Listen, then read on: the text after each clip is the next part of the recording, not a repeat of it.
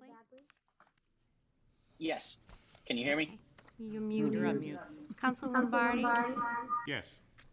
Council Blaylock? Yes. Council Cook? Yes. Mayor McCacken? Yes. Unanimous? Oh, I might not have given the heads up to Kevin, so apologies, Kevin, but you run the ship without me doing anything there. So, next is a roll call vote of attendance. Mayor McCacken? Here. Assistant Mayor Kelly? Here. Councilor Tabor? Here. Councilor Denton? Here. Councilor Moreau? Here. Councilor Bagley? Here. Council Lombardi? Here. Council Blaylock? Here. Council Cook? Here. Next up, no work session, no public dialogue. We do have plans to bring them back, and we'll share those shortly. In the invocation, I would just like to take a minute and mention Eugene or Gene Fisk, who passed away.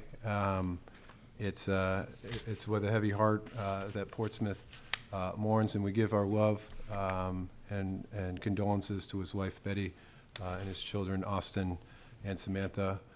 Please consider them in a brief moment of silence.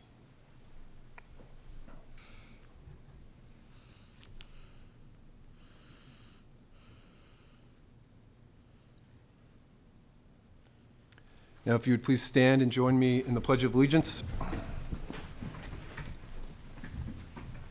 I pledge allegiance to the flag of the United States of America and to the republic for which it stands, one nation, under God, indivisible, with liberty and justice for all. Justice.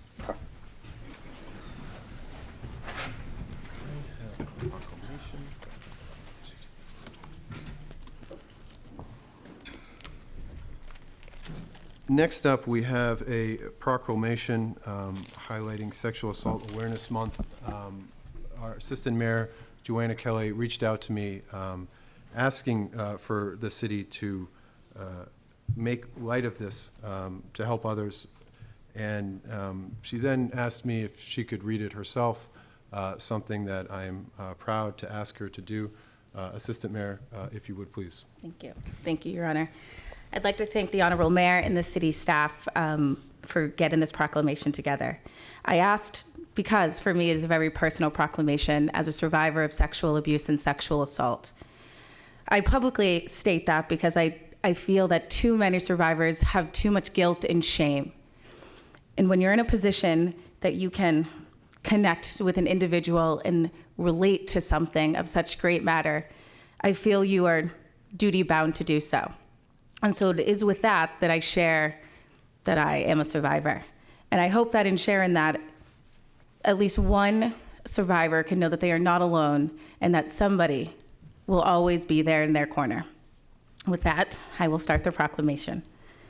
Whereas, sadly we know that every 68 seconds someone in America is sexually assaulted, and that every 9 minutes that victim is a child.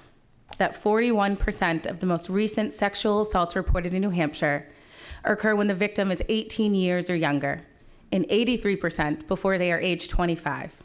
And 1 out of every 6 American women and 1 out of every 33 men have been a victim of an attempted or completed rape in their lifetime. And whereas in the state of New Hampshire, just 33 of the 344 sexual assault offenders, 88% whom were someone the victim knew or were even part of his or her household, were convicted or pled guilty, while often scarring their victims for life. 1 in every 4 women in New Hampshire and 1 in every 20 men for life. And whereas the Me Too movement, reproductive rights advocates have highlighted that the problem of rape, abuse, and incest happens everywhere, and have supported voices too long silenced to find the courage to talk about their personal experiences, so that perpetrators are stopped and victims can recognize they are not alone. And whereas here in Portsmouth, our social service agencies such as Haven, Operation Blessing, our hospitals, our police department struggle daily to try to help the victims of sexual assault pick up the pieces. And whereas the pandemic has had the effect of increasing abuse and assault in homes across the state, preventing victims from reporting their abusers, screening watchdogs like schools from observing evidence of assault on children, with the results that although reported incidences of abuse are down, state health officials are certain actual abuse was increasing. And whereas, according to the 2019 report from the Research Committee of the Governor's Commission on Domestic Violence and Sexual Assault, in conjunction with the New Hampshire Coalition Against Domestic and Sexual Violence, New Hampshire lacks a consistent and uniform means of tracking sexual assault cases through our criminal justice system, and supports a public awareness campaign so that citizens recognize the realities of sexual assault in our state and are better prepared to advocate for its victims and reforms. And whereas nationally, April is Sexual Assault Awareness Month and can remind all of us that confidential local help is available 24 hours a day at Haven's Violence Prevention and Support Hotline, 603-944-SAFE. Now, therefore, I, Declan McCracken, I know that, Mayor of the City of Portsmouth, on behalf of the members of the City Council and citizens of Portsmouth, do hereby proclaim April 2022 in Portsmouth as Sexual Assault Awareness Month, and call upon the residents of Portsmouth to learn more about this problem, the help available to victims, and how to be part of the solution in ending this tragedy. Given with my hand and the seal of the City of Portsmouth on this day, the 4th day of April, 2022. Thank you, Assistant Mayor. And I believe that Councilor Moreau would like to. I would just like to address that I share in Assistant Mayor Kelly's stance on this. I actually spent over 10 years serving on the board, which started out as SAS, Sexual Assault Support Services. I was actually president of the board when we merged with Safe Place and became what Haven is today. And it is a awesome organization that does a lot of good in this community and all throughout this area of our state. So if anybody's experiencing, please do not hesitate to reach out to them. They have many different ways, whether it be online or call 24 hours a day. They are there to talk and to hear everyone. So don't hesitate. Thank you. Thank you, Councilor Moreau. Thank you, Assistant Mayor. Next up will be the acceptance of minutes. I await a motion for the acceptance of the March 7th, 2022 minutes. So moved, Your Honor. Second? All in favor? Aye.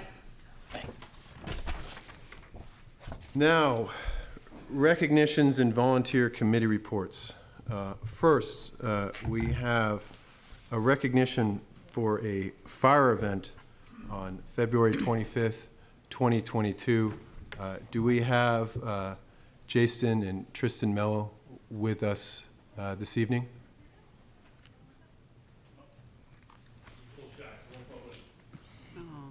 Brother Jason, he's sick tonight, so Tristan's here on his own. All right, well, you're up for the task after I read this, everybody will know. But if you could please send along the city's thanks and our regards, and I have a couple of awards for both of you. But I just want to give a little background on this, and Chief Germain, if there's anything that I miss out, I trust that you will fill in some of those details. On February 25th, the fire department received a 911 call reporting a kitchen fire in an apartment on Beachstone Street. When the firefighters arrived, they found an extinguished grease fire on the stove with damage to the surrounding walls and cabinets. But of course, the real story is what happened before the firefighters arrived. Jason, who was 11, younger than Tristan, who was 12, were home. No, the other way around? Yeah. The other way around. Sorry. Buck stops with me, that's my fault. Tristan's the younger one. Kristen's the other one. With a 20-year-old friend while mom was at work. They started to cook supper. The oil in the pan caught fire. The older boy, who was Jason, grabbed the pan to run outside, but burned himself, and in the process, the fire spread to the surrounding areas. Jason then thought to look for some baking soda. Tristan remembered there was a fire extinguisher in the hall and then called 911 while the older friend retrieved the extinguisher. Fire Chief Germain and I want to present a Mayor's Award to each of you in recognition of your quick thinking and perfect response to what have been much more serious emergency. We commend you for remaining calm, remembering that baking soda, not water. And I want to repeat that because you learn a lot as a 11 and 12-year-olds that you will soon forget as 38. And so it was a good reminder to me that, in fact, if there is a grease fire out there, Portsmouth, you need to grab the baking soda in order to put it out. Water will only make it worse, is what you need on the grease fire. For knowing there was a fire extinguisher nearby and sending someone else to grab it while you called 911. I personally love happy endings. That's why I am where I try to be on the council is to look for these happy endings. The city of Portsmouth is proud to have such deliberate and decisive young men in our community. Thank you, Chief Germain, for the fire prevention education our young people are getting. Thank you, Mom, for raising such responsible sons. And thank you, Jason and Tristan, for your bravery and your quick thinking. I can only hope my two daughters grow up to be as smart and as brave as you both are. So thank you so much. And I have these awards that I hope you bring to school and show off to everyone in gratitude from the city of Portsmouth. So, round of applause.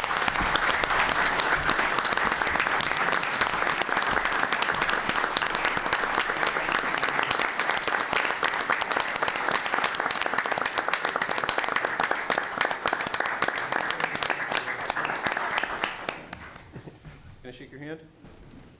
Thank you very much.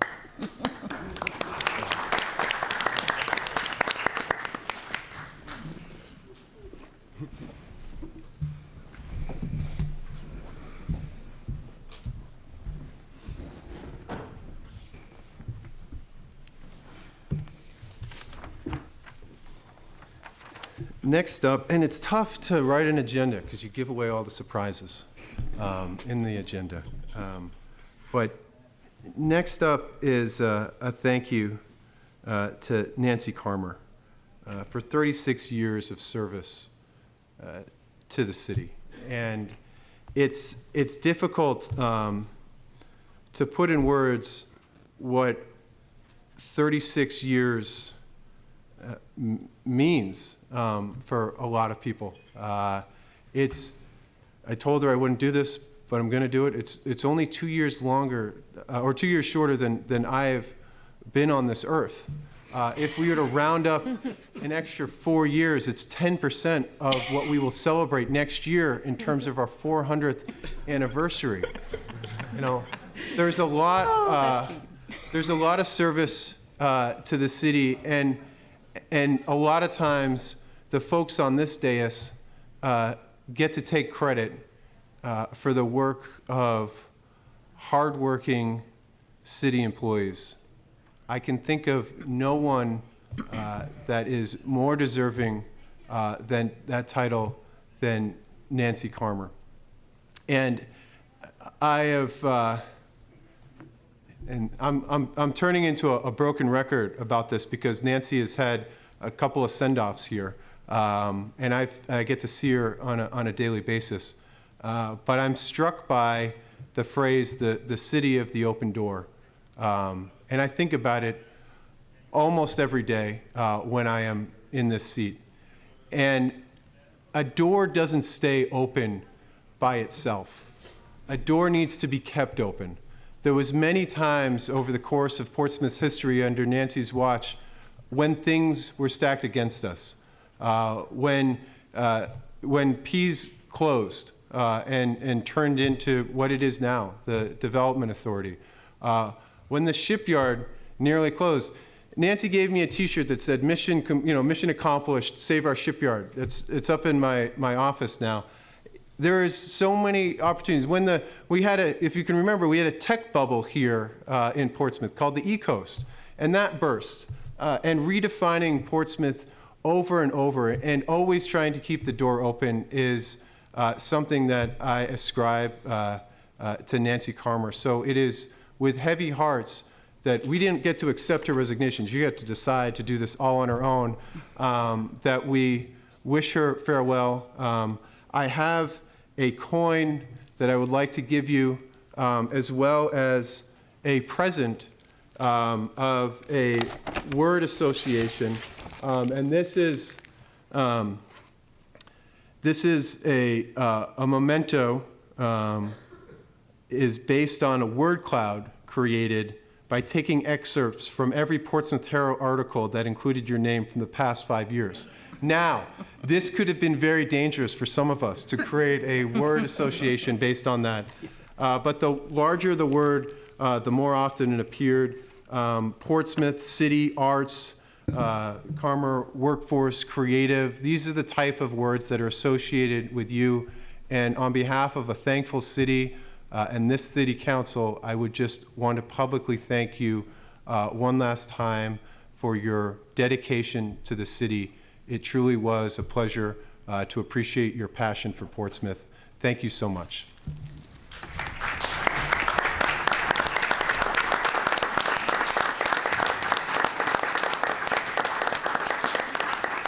I didn't get to talk enough.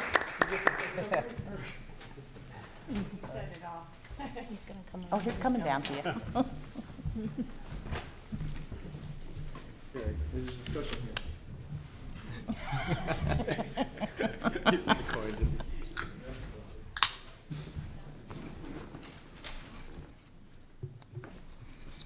And so we need, I think, a vote to suspend the rules and have Nancy. So moved. Second. All in favor? Aye. Hey, Thanks, I'll be brief.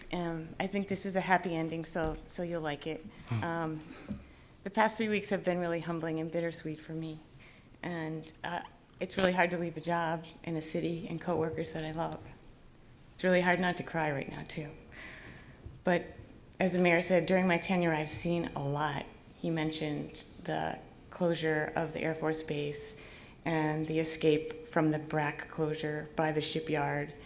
I've seen 2 historic bridges over the Piscataqua be replaced.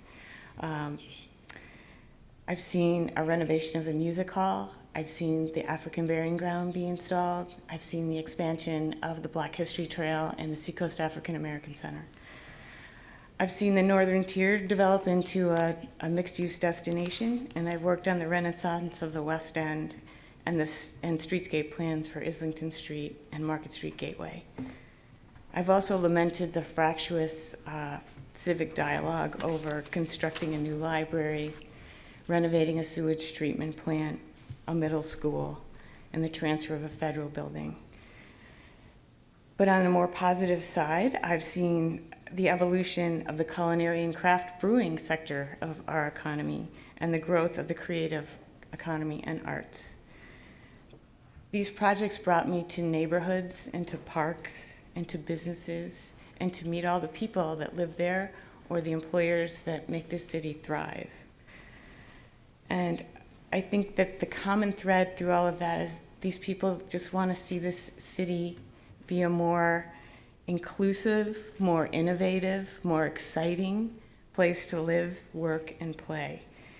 And I think that the support that I've received from my coworkers and from the city councilors and from the city managers, the 5 city managers that I've worked for over that time, as well as the enduring support of my family, my children and my daughter-in-law who are here. My husband is watching from High Point, North Carolina at the furniture market, is what's kept me here more than half of my life. So what I want to say is thank you, Portsmouth. Thank you, all of you.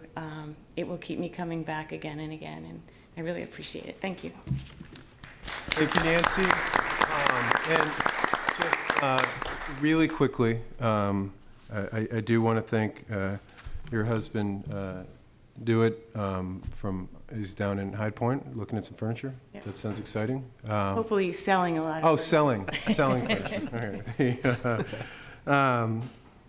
And your sons, Riley and Jesse, are they here tonight? Yeah. They are. And your daughter-in-law, Christina, thank you all for coming. Could we grab a picture with you? We are not, the most tenured city council with you, but we have the honor of being the last city council that you serve along, and we would love to take a picture with you and then share that. So would the council join me at the bottom of the dais and grab a photo? Well, actually, never mind. Why don't you come up here, and then we'll stand up. It's easier. One person versus... Do you want Riley and Jessica? Yes, Riley and Jesse and Christina, please come up. He's standing up, moving. Who's taking the picture? I'll take it.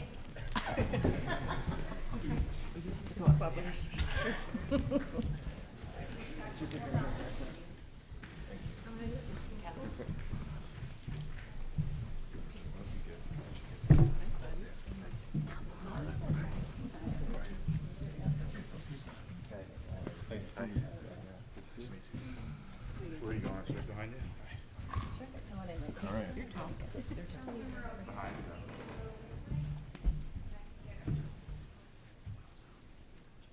Take advantage of the great dais lighting up here. Always look our best. Cheers to 36 years. Thank you. Thank you. Thank you. Thanks, guys. I gotta check hands. There's no coins in there this time.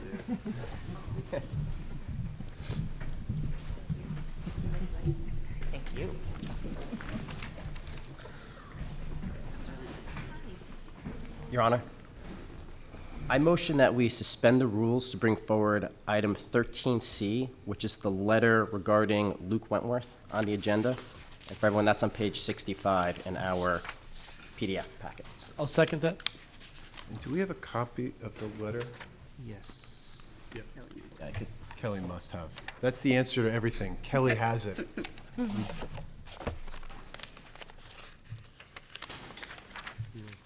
with me a minute.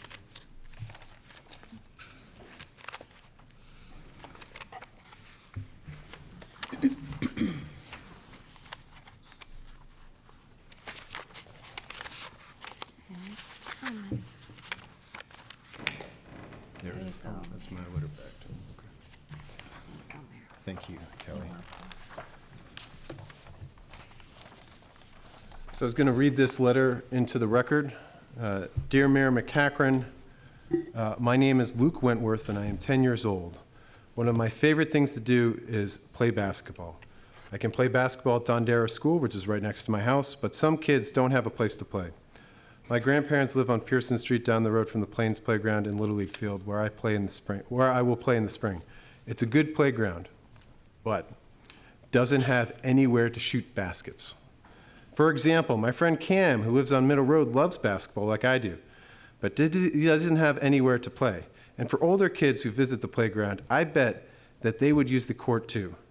During baseball games, there are always older siblings who have come to watch the game who would use it too.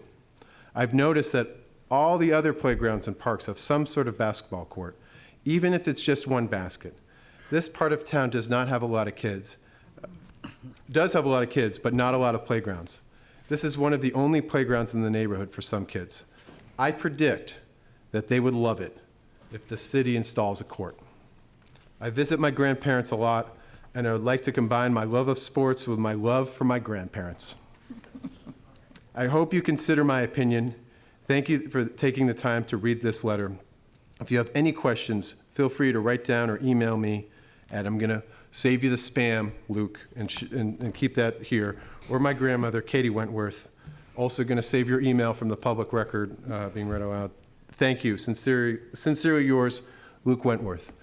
When I received this letter, as did the council, I was struck by a couple of things. One, we are a basketball town in Portsmouth. At least that's what I remember growing up.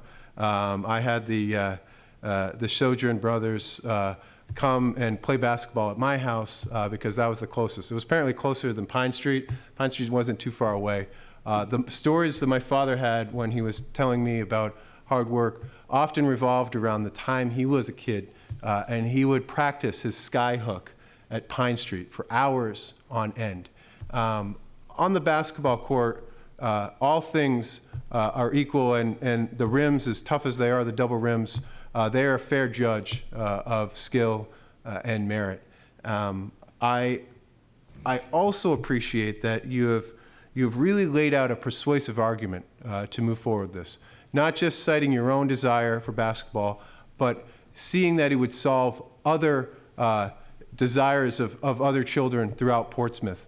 And you're strong at building a coalition of the willing for another basketball hoop. And I want to highlight that, and I'd like to highlight that for the reasons that we will hopefully vote to send this to the rec board and to the city manager with authority for a report back on the feasibility of a basketball hoop. But I want every kid to know that even though you don't get to vote for us yet in city council, we listen to you.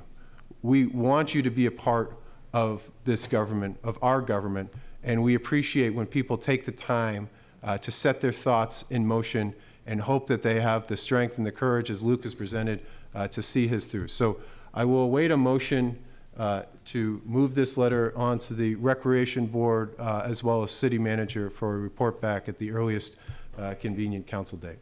Your Honor, so moved. Second? All in favor? Aye. Thank you very much, Luke. We appreciate your hard work. Hopefully, we will see you following your father's footsteps and being a great basketball player in the city of Portsmouth. And I want to thank you also. And this, I responded to this letter and planned to read it well before that I knew that I got a customized thank you, Mr. Mayor's drink here. And what I like to note that this wasn't personalized to me. I want to even realize there was a back to this too. So I want to thank you for going above, and you've put little coasters on it so it doesn't damage any of the desks. But this will live on in the mayor's office far long after I leave the office, and appreciate you making this a part of the city council's tradition here. So thank you also for this, very much so. Thank you, Luke.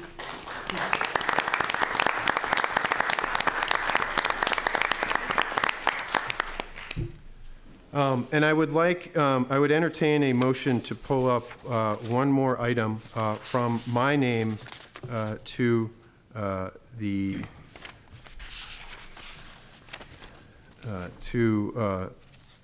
just pull it up, number 2 under my name, recognition of John Leith. So moved.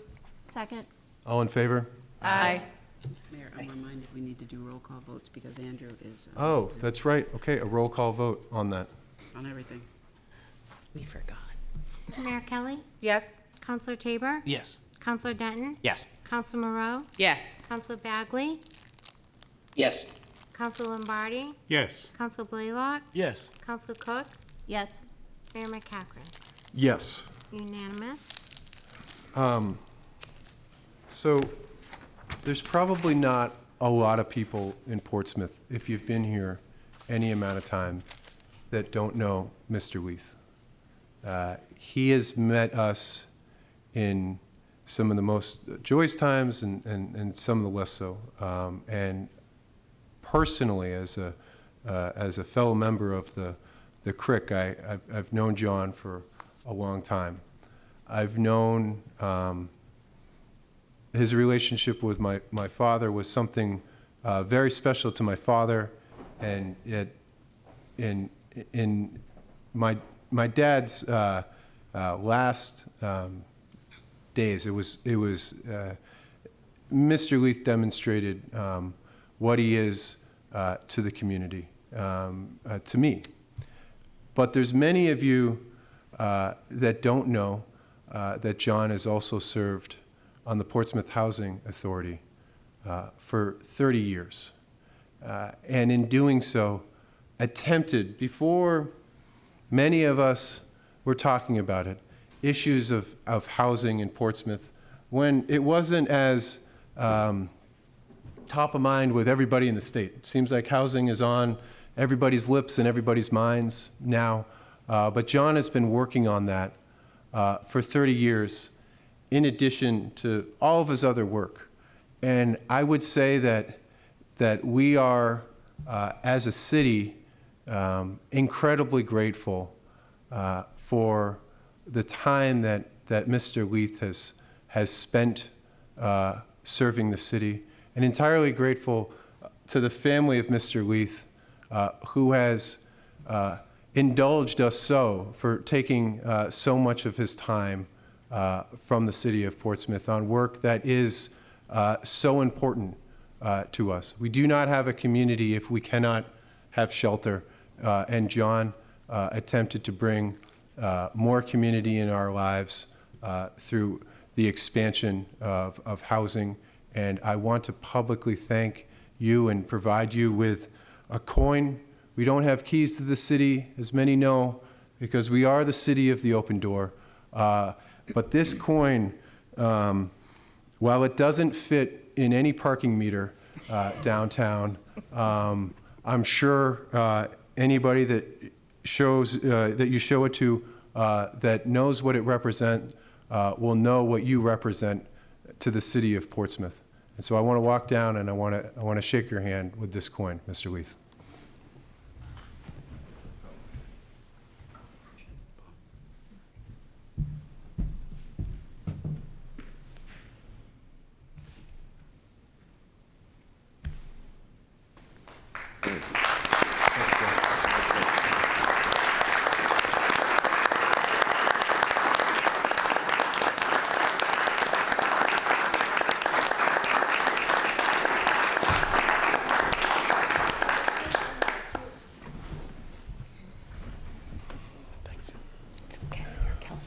Well, John, I thought you held it together pretty well there. No tears that I could see, but you're going to have to survive a much better order than myself. I'd like to suspend the rules and ask former Mayor Farini, Tom Farini, to come up and say a few words from the Portsmouth Housing Association about our friend John.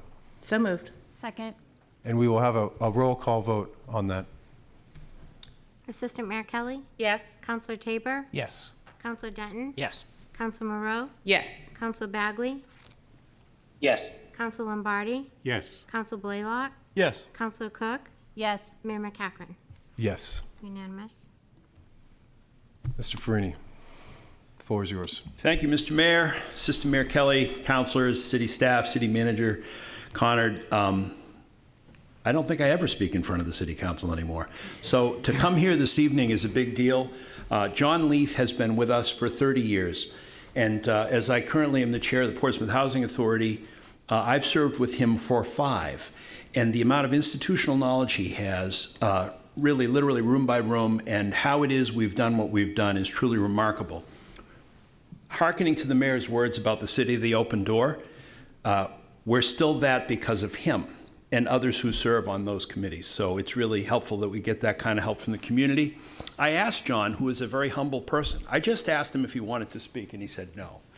So he's accompanied by his wife, Katie, and also his children, Riley and Alex, were kind enough to let him do this for many years.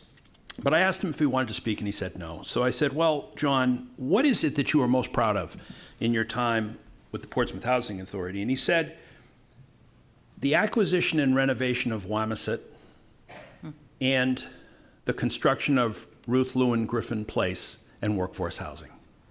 And he was very spare in saying that, but he picked 2 really big and important projects that keep us the city of the open door. So we owe him our thanks. As a citizen, I thank him, and it's been a pleasure to work with him on the board, and we wish him well.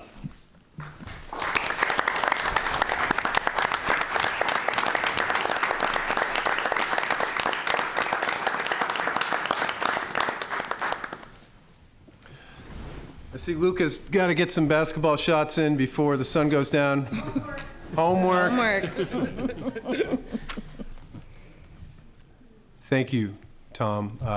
Those are excellent words and well spoken. And thank you again, Mr. Leith. It's truly an honor to sit in this chair and thank you for the work that you've done to the city. Next up, we have public comment. Again, we have 7 speakers. We'll go with Portsmouth residents first, and then you have until the next 3 minutes to raise your hand on Zoom, and we'll cut it off after that. But first up is Mark Brighton with the topic of ripping off the bandage.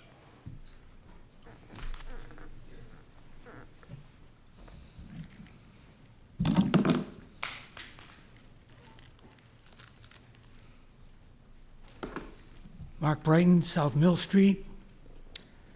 I'm going to have to read this because for once in my life, I was rendered speechless. Is there anything more annoying than a group of mediocre white men who are slightly above average in appearance? This was taken directly from the private Twitter account of our Assistant Mayor, Joanna Kelly, which one of her followers took serious issue with, and I'll just say that that little quip is now out in the public domain.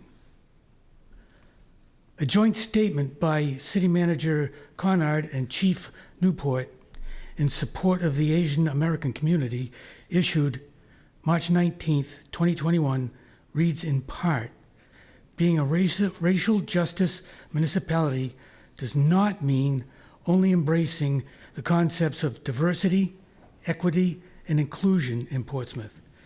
It means calling out instances in which these concepts are violated whenever and wherever we see them. Madam Assistant Mayor, is there anything more annoying than a group of mediocre white men who are slightly above average in appearance? One sentence. It's not funny. It's not a joke.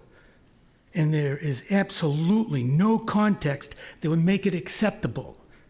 But it is baldly racist and sexist. I once thought very highly of you, Ms. Kelly, but character is what you do when you think no one is looking. Right now, you owe every person in this city a huge apology. Thank you, Mark. Next is Roy Helsel on the topic of city ordinances.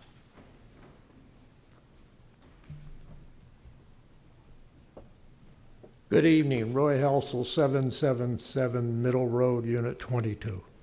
I request that when changing city ordinance, that the mayor and the city councilors review how these changes will affect the majority of city taxpayers, and to have open discussions for public comments on these changes.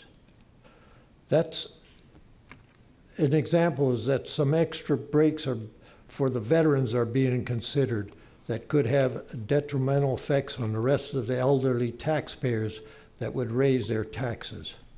I'm a retired veteran who 20 years ago was informed by the Naval Shipyard Medical Facility that I could no longer use their facility because I turned 65 and was on Medicare.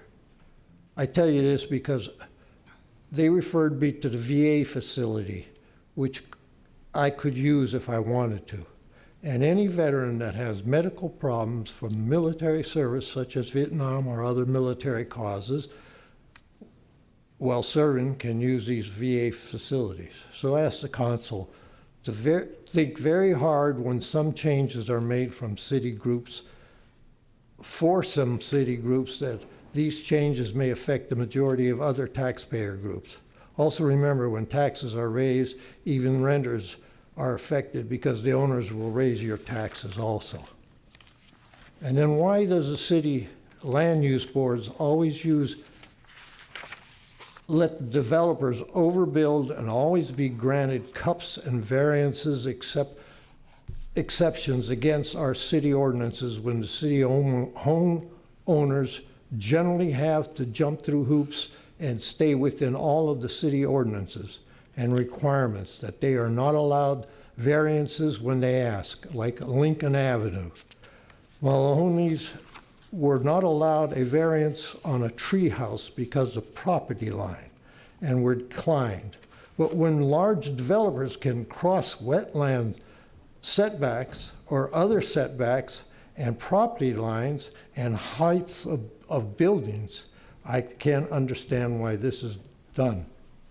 Why aren't all city committees and subcommittee meetings posted in the city newsletters? I thought they were supposed to be posted on a week in advance. I request that the city ordinances, that the mayor and city review these changes that will affect us taxpayers. Thank you. Thank you, Roy. Next up, we have Esther Kennedy with the cost of living in Portsmouth as the topic.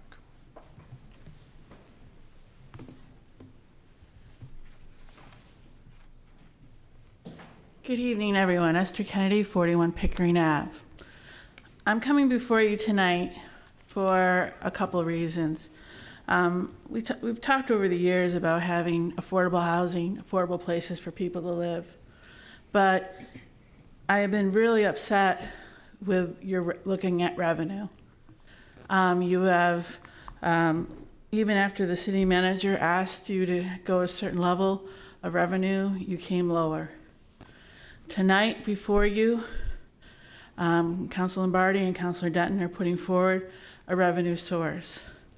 Now, I am very supportive of veterans. My niece was deployed, who happens to be a resident of 5-year at 41 Pickering Ave. She was deployed on Monday, and I want her to be able to afford to live here. And I'm very upset that we are not thinking of our residents. We're willing to open our doors to people that don't live in the city. At what cost? I have to ask you, at what cost? The budget is going to go high. I know that. We worked really hard when I was a counselor to make sure our revenue sources were good. We worked hard at having them come in, and it seems lately you folks have been willing to give it away. So I really ask you before you vote, and again, veterans, my family is a Army family. My niece has been deployed. She's a resident here, and she needs to stay here. She wants to live at 41 Pickering Ave.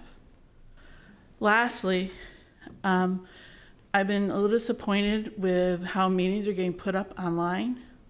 It was pretty clear there's a meeting coming up, I believe, for Councilor Monroe's group on land use. It is not up. We were trying to figure out yesterday where it was going to be, when it was going to be, and all people knew is what was said at a meeting. They've been late getting up, so I truly believe, unless you don't want people there, you need to give people at least 24 hours and hopefully 48 and 72 hours notice. Again, think about how you're looking at revenue. And lastly, people were very upset, small businesses, with putting things in our street in front of their business. They're scared about coming in front of you. I ask you to reverse that vote or start working with those small businesses so they can have access to their business. Moving parking does not help. Covering their business with your tables does not work. So please look at those small businesses and make sure they're accessible. Thank you. Thank you, Esther. Next up is Sue Polidora speaking on the topic of the Audit Committee.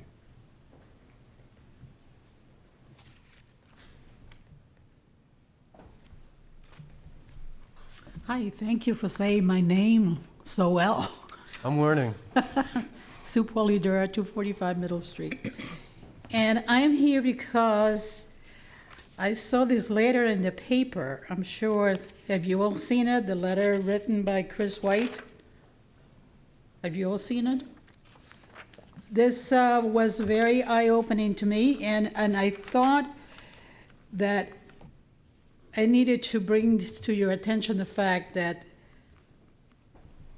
if this process was the one that was followed, it was a flawed process, and therefore the vote that you took the last time to award one more year to Melanson was flawed. Because as a purchasing person, I have to tell you that if there is an organization that has been serving the city or any entity for 27 years, and we were in violation for the mere fact that they have been in here far longer than they were required, I would have asked that vendor and said, we cannot take your bid, because by doing so, we are in fact violating even further our charter. Therefore, the only one that should have been qualified was CLA, a supplier that nobody knew who it was until Councilor Tabor told us that day. Again, as being a purchasing professional, you could notify the people that got the award verbally, but those who didn't, you had to do it in writing form. So the vote that was taken, I think it was taken in haste.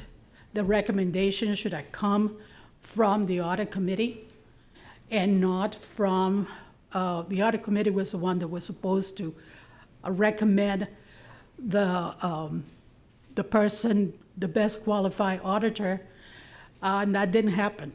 Many things, according to this letter, didn't happen. This is leaving a very, very bad taste in people's mouth on why. Why is it that we cannot, it's so difficult to select another audit firm, company for the city? So I ask for your attention to this, and I'm asking you to rescind that vote that you took. You can reverse it. You reversed the one November 18th. You can reverse this one. So for 1 year, you can go to CLA and say, I'm sorry, we messed up. Our RFP was not as complete as we wanted it to be. If you can accept it for a year, we need to do this again in August. Please bear with us. We will do the whole process, but in the meantime, you seem to be the most qualified supplier. We want to go with you. So it's not impossible, and I'm just asking you to revisit this. Thank you. Thank you, Sue. Next up is Peter Huda, also on the topic of audit committee.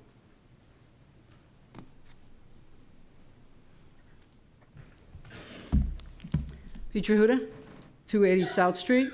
Good evening, Mayor and City Council. I'd like to address you on the auditor announcement and comments at the 3/21/22 City Council meeting. Councilor Tabor, Councilor Cook, and the mayor made false statements that the audit committee process was flawed due to action by a member of the committee, when in fact the process was compromised by staff before the issuance of the RFP, as clearly shown in the audit committee meeting of 12/15. The RFP that you termed flawed is not the RFP that the audit committee voted on. That RFP was discarded by city staff, and it was replaced by an RFP created by the city staff, the finance director, Attorney Woodland, and the city manager. That's what we were told in the meeting. Basically, that's not independent. In the meeting, Attorney Woodland stated that they were in contact with Melanson, a known proposer, discussing the non-attest services, and the city had reached a verbal agreement with Melanson to do the non-attest services. See the RFP for 2022, page 4, number 4, but no cost was established. Despite the objections of 2 councilors, noting this action was subverting the city's RFP process listed in the purchasing manual. This immediately took away the opportunity of other proposers to bid on this part of the contract. Then, Councilor Tabor, on 3/21, the council meeting, made the recommendation to the council for an audit firm. He did not specify if this was the voted recommendation of the audit committee. Was the voter recommendation of the audit committee put forward?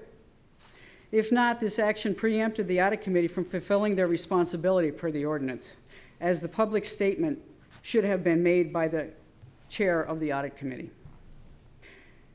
Councilor Tabor, then you shockingly kept going, stating the confidential, non-public meeting information that there were 2 proposers and the name of the proposer that was not selected.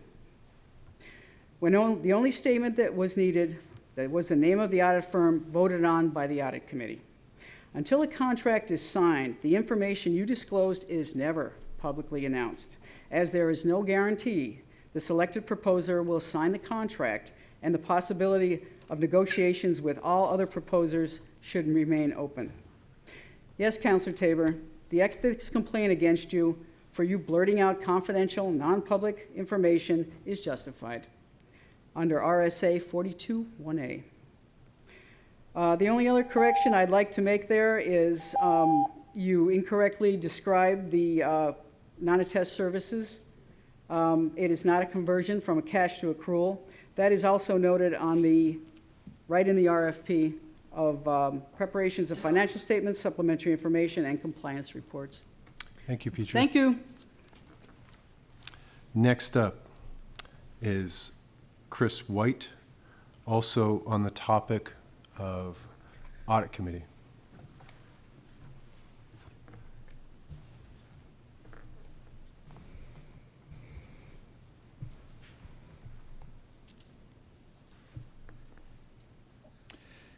My name is Christopher White. I reside at 28 Porter Street in Portsmouth. Thank you, Mayor McEachran and members of the City Council, for the opportunity to speak with you this evening. I come before you as the chair of the Audit Committee. The purpose of the Audit Committee was to bring the city into greater compliance with the requirements of the City Charter, Section 7.4, Independent Audit. It was the sense of last year's City Council that the standard of conducting an independent audit of the city's financial statements was not being met. In my opinion, the city is further from meeting this goal today than it was a year ago.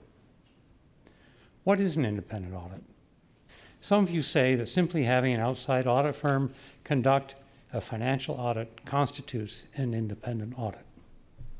After all, our auditor, Melanson, would never risk their reputation by stating that everything looks clean when it's not. In terms of logic, that is a necessary but not sufficient statement, no less than the GFOA and the New Hampshire Municipal Association would agree. So what's missing?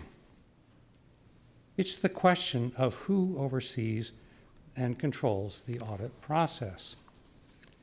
If you dig into this question, you will quickly see that if the people who oversee the audit also have a financial interest in its outcome, then the audit is not independent. These people have a vested interest in making sure the audit is clean because they don't want any dirty laundry found. Presently, city management controls and steers the audit.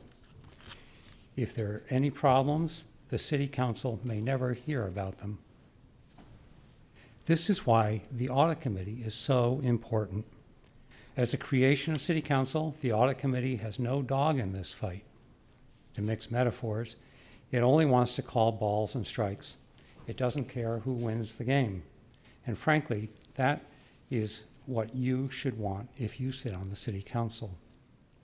So, how did this season go? To completely answer this question, I would have to disclose non-public information, something that I will not do now, unlike Councilor Tabor. However, on balance, I would give the Audit Committee high marks. We completed thorough due diligence and selected the best firm. In fact, Councilor Tabor agreed with this statement. Today, more than ever, the city exerted its control over the selection process, and as Councilor Tabor suggested, we now have the second-place firm, the same auditor we've had for a quarter of a century. This makes no sense, and a concerned citizen would ask, why? As you heard, the City Council fashioned an excuse out of whole cloth, a fictional process violation. But let's for a moment allow them this fantasy and ask the logical question. Okay, then why not choose the best and the brightest? I say removing the dark cloud that now hangs over the city's finances, even for a slightly higher cost, would be worth it. The Audit Committee is disappointed in the City Council's illogical decision. Thank you. Thank you, Chairman White. Again, No applause. Thank you.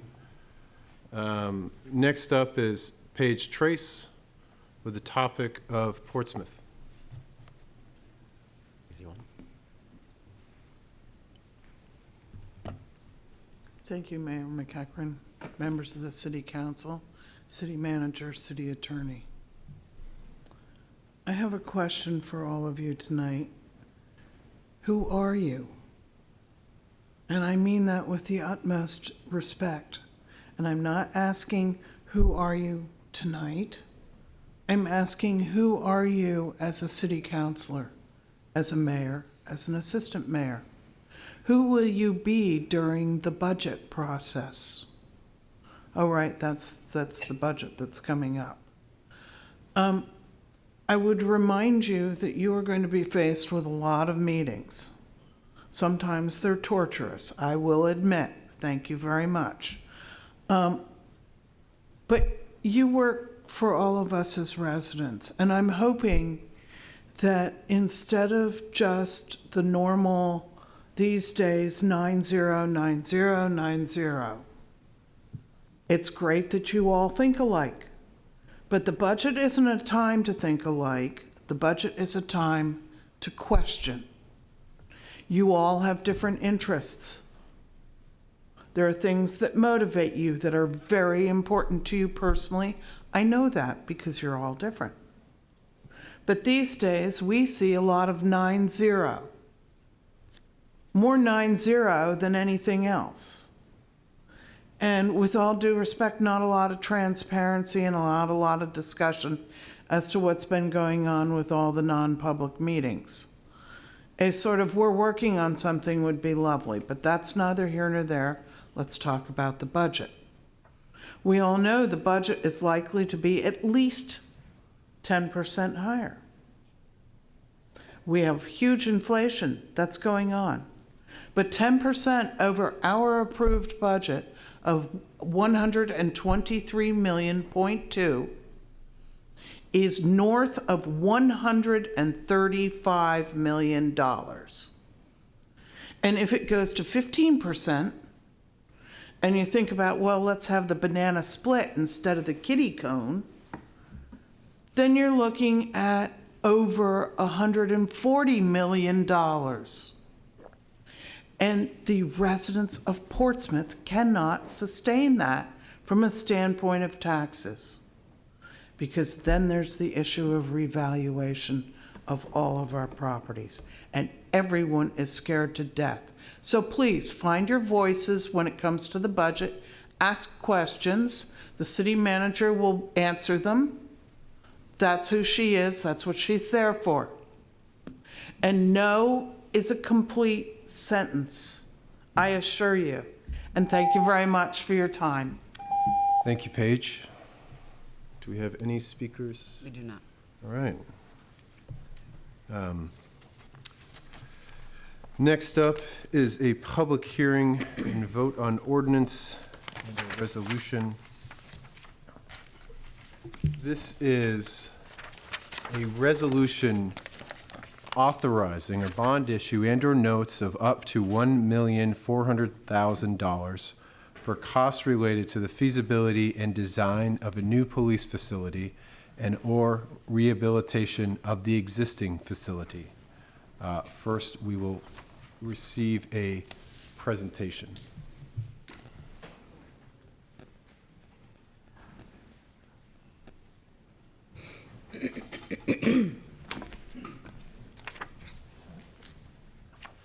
Good evening, Mayor, City Council. My name is Mike Maloney. I'm a captain with the Portsmouth Police Department, but I'm coming to you tonight as acting chief, as Chief Newport is away at training for a couple of months. You can rest assured it's my second day as acting chief, and I won't make it a habit of standing in front of you asking for money. That's not the way this will go. But as the mayor did indicate, I think it's important to put in perspective what we are talking about tonight. It's not building a new police department. It is just that. It is the authorization for the $1.4 million to further our efforts towards ultimately moving towards that goal. It's a big discussion. It's a long discussion. I've lived in this city 23 years myself, so as a captain with the police department and also as a resident, I understand both sides of it, so I do have that perspective. Put together a relatively short presentation for you here this evening, and then we'd be, I say we, in that the police commission is here as well. We'd be happy to answer any questions, but the goal might be to get as many questions answered in the presentation as possible. So that said, take the first slide. So Captain Maloney, just to clarify, you would like us to ask questions as they come up, or do you want to get through the presentation? I think perhaps if we get to the end of the presentation, that way maybe some of those questions that are going to be asked may get asked. Oh, that's what you meant, that you'll hopefully answer all our questions with the presentation. Yeah, not I'm during not the going to, presentation. but Okay. that was the hope. Got it. Next slide. So just as part of history, so the municipal complex, which incorporates a police department, was built 1929, 50, and 62. And I think the quote it highlights there in italics is, it was never intended to operate as a police facility. So the police department has been in that space, in a space that wasn't designed to be an emergency facility for 31 years. It's not conducive for efficient modern policing. When you look at the structural design and the engineering designs for a modern 21st century police department that focuses on community policing, as we do here in Portsmouth, the layout in and of itself is not inclusive and conducive to how we police today. Again, the short story is it's a police department that was put into a building never designed to be a police department, and we're seeing the struggles today as a result of that. Next slide. A quick update on the current status of the police space. So there's been significant progress to address the moisture and mold issues. It's been widely known that we've undergone a lot of renovations and a lot of remediation to take care of mold issues and other problems with the facility. Currently, there's additional moisture and mold abatement work underway right now. Our detective division has moved into our training room while the entire detective division in and of itself gets remediated and cleaned so that it's safe and inhabitable for them to move back in. Over the course of the last several years, we've had Department of Labor health and safety violations. We've had to reply with responses to both of those with respect to complaints the Department of Labor has received from employees based on the conditions and the results of working in some of the conditions over the years. Police department also includes police department staff concerns. We've had workers' compensation claims and union grievances as well. Next slide. So perception versus reality. So for a lot of people, including the public, they may not have the history behind the building and where we are at today. So they may see a new lobby, they may see a new facade, and they think that the police department is refurbished and it's new. However, that's not the case. There's been considerable funds spent over the last several years on improvements, but they're not improvements in the sense that they're making our operations and our daily policing more efficient. It's improvements to simply remediate and fix the space that we're in so that we're able to work in it effectively, but not necessarily efficiently. So that's also a factor to keep in mind too, that the money that's been invested so far is not improving the facility to make it more operational as a police department. It's literally improving the facility so that we can work there. There's been no changes, very little changes to the interior layout. We're exceeding storage limits. There's no room for growth, which we have a couple of slides on in the next section. And in order to function as a modern community-oriented police department, the entire space on the inside would need to be essentially ripped out and redesigned because the layout and the design in and of itself, the building is not laid out for a public police department. In fact, during a recent trip last couple of weeks in Virginia, where we went to several of us went to a conference on designing a police department, we toured a police department that was about 30,000 square feet, and just visually inside it, it looked twice as big as our police department, and it's about half the size, and that's just because of the layout in the way that the building is designed. So, next slide, please. So some of the challenges in the current space, recruitment and retention. So recruitment and retaining police officers today is more difficult than it's been probably arguably in the last 8 to 10 years. When we take new candidates into the police department, we have basically our pitch to not worry about what you see. We're going to work on this and get it changed. In fact, I have a candidate interview tomorrow for a prospective officer that may get hired, and it's between us and Manchester. And Manchester has a relatively new police department, but I think he's leading towards Portsmouth because of everything else we have to offer. But it's significant with recruitment, retention. It's also hugely significant to employee health and wellness.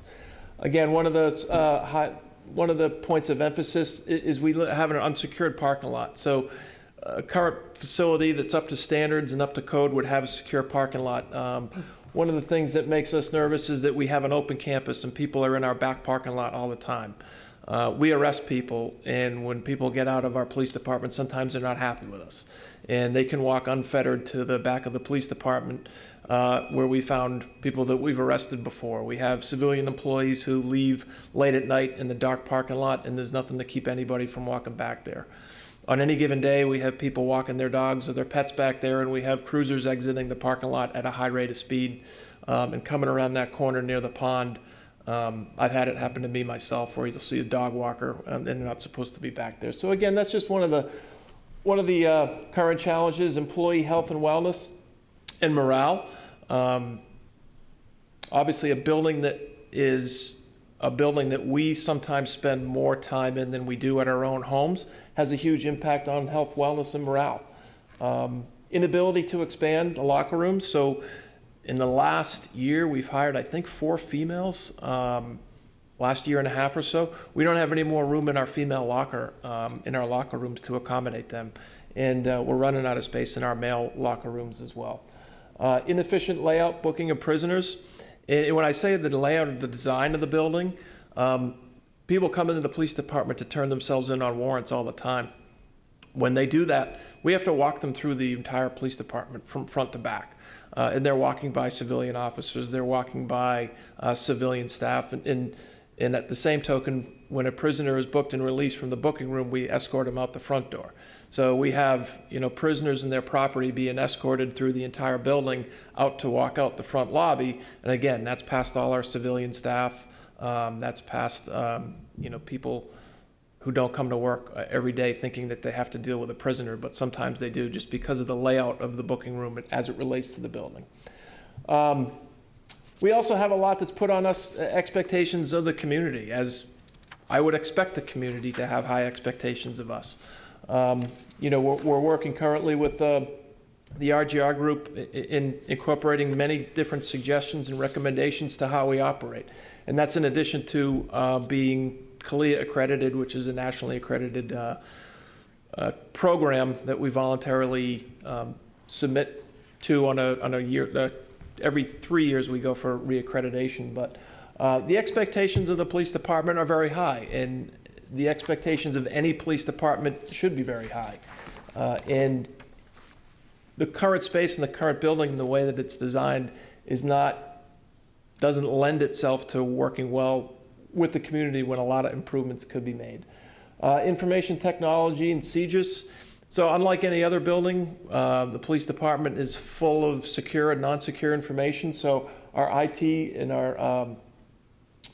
our technology requirements are much more robust than a regular building. Increasing mental health response. So we've been also seeing in the last 2 or 3 years since the pandemic the increase in calls for mental health related activities we have, and we're forming up mobile crisis teams, and there's opportunities there to incorporate that more into the police department, which is our long-term goal, but it's difficult in this facility. And obviously, as an emergency facility, it has to be open 24/7, 365. When all else fails, the building cannot. We have police and fire dispatch in the building. So when there's hurricanes, floods, natural disaster, the police department has to function. That's where all our 911 calls come in, and that's where police and fire get dispatched out of. Next slide. I talked a little bit just about storage limitations and no room for growth. So, just about all of our hallways kind of look like that hallway on the left where we have equipment lining the hallways because we don't just have the space to store it anywhere. So those are temporary storage areas. I shouldn't say temporary, it's been permanent since they've been placed there, but that's some of our equipment that we have to store in hallways. The picture on the right, we call the rock room. So that's overflow from the chief's office. That's files in files from the chief's office and other police records that we store. And it's literally, we call it the rock room. It's literally got rocks in it. So next slide. The picture you see on the left there is one of our cells. We currently have it with file cabinets and make room for additional space if needed in there. It's used to be a drunk tank where we used to hold a bunch of prisoners at once, and thankfully we're not like how we used to be 20, 30 years ago. So we don't have a lot of use for it, but it comes in handy for file cabinets.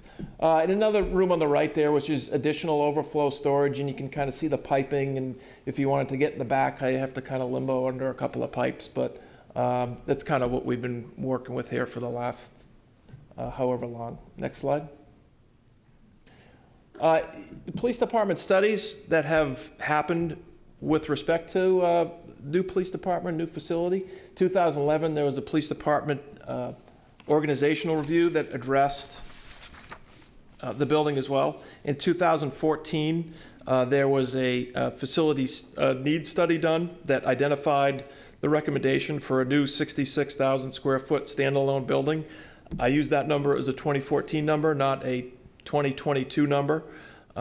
Renovating the space would present considerable challenges and unknowns. Unknowns meaning if you start taking apart that space, you don't necessarily know what you're going to find while you're in there. And we'd also have to relocate the police department, stand it up in a temporary emergency operations facility for a period of however long that would take, and then move us back in as well. Next slide. Modern police facilities are designed to be community policing oriented. Current building does not adequately support our needs. A new facility would include spaces for community involvement and publicly accessible community rooms for meetings and/or training. So, in the police department, there's a secure and an unsecure section of the building. Right now, it's kind of all jumbled around. There's no clear definition of that.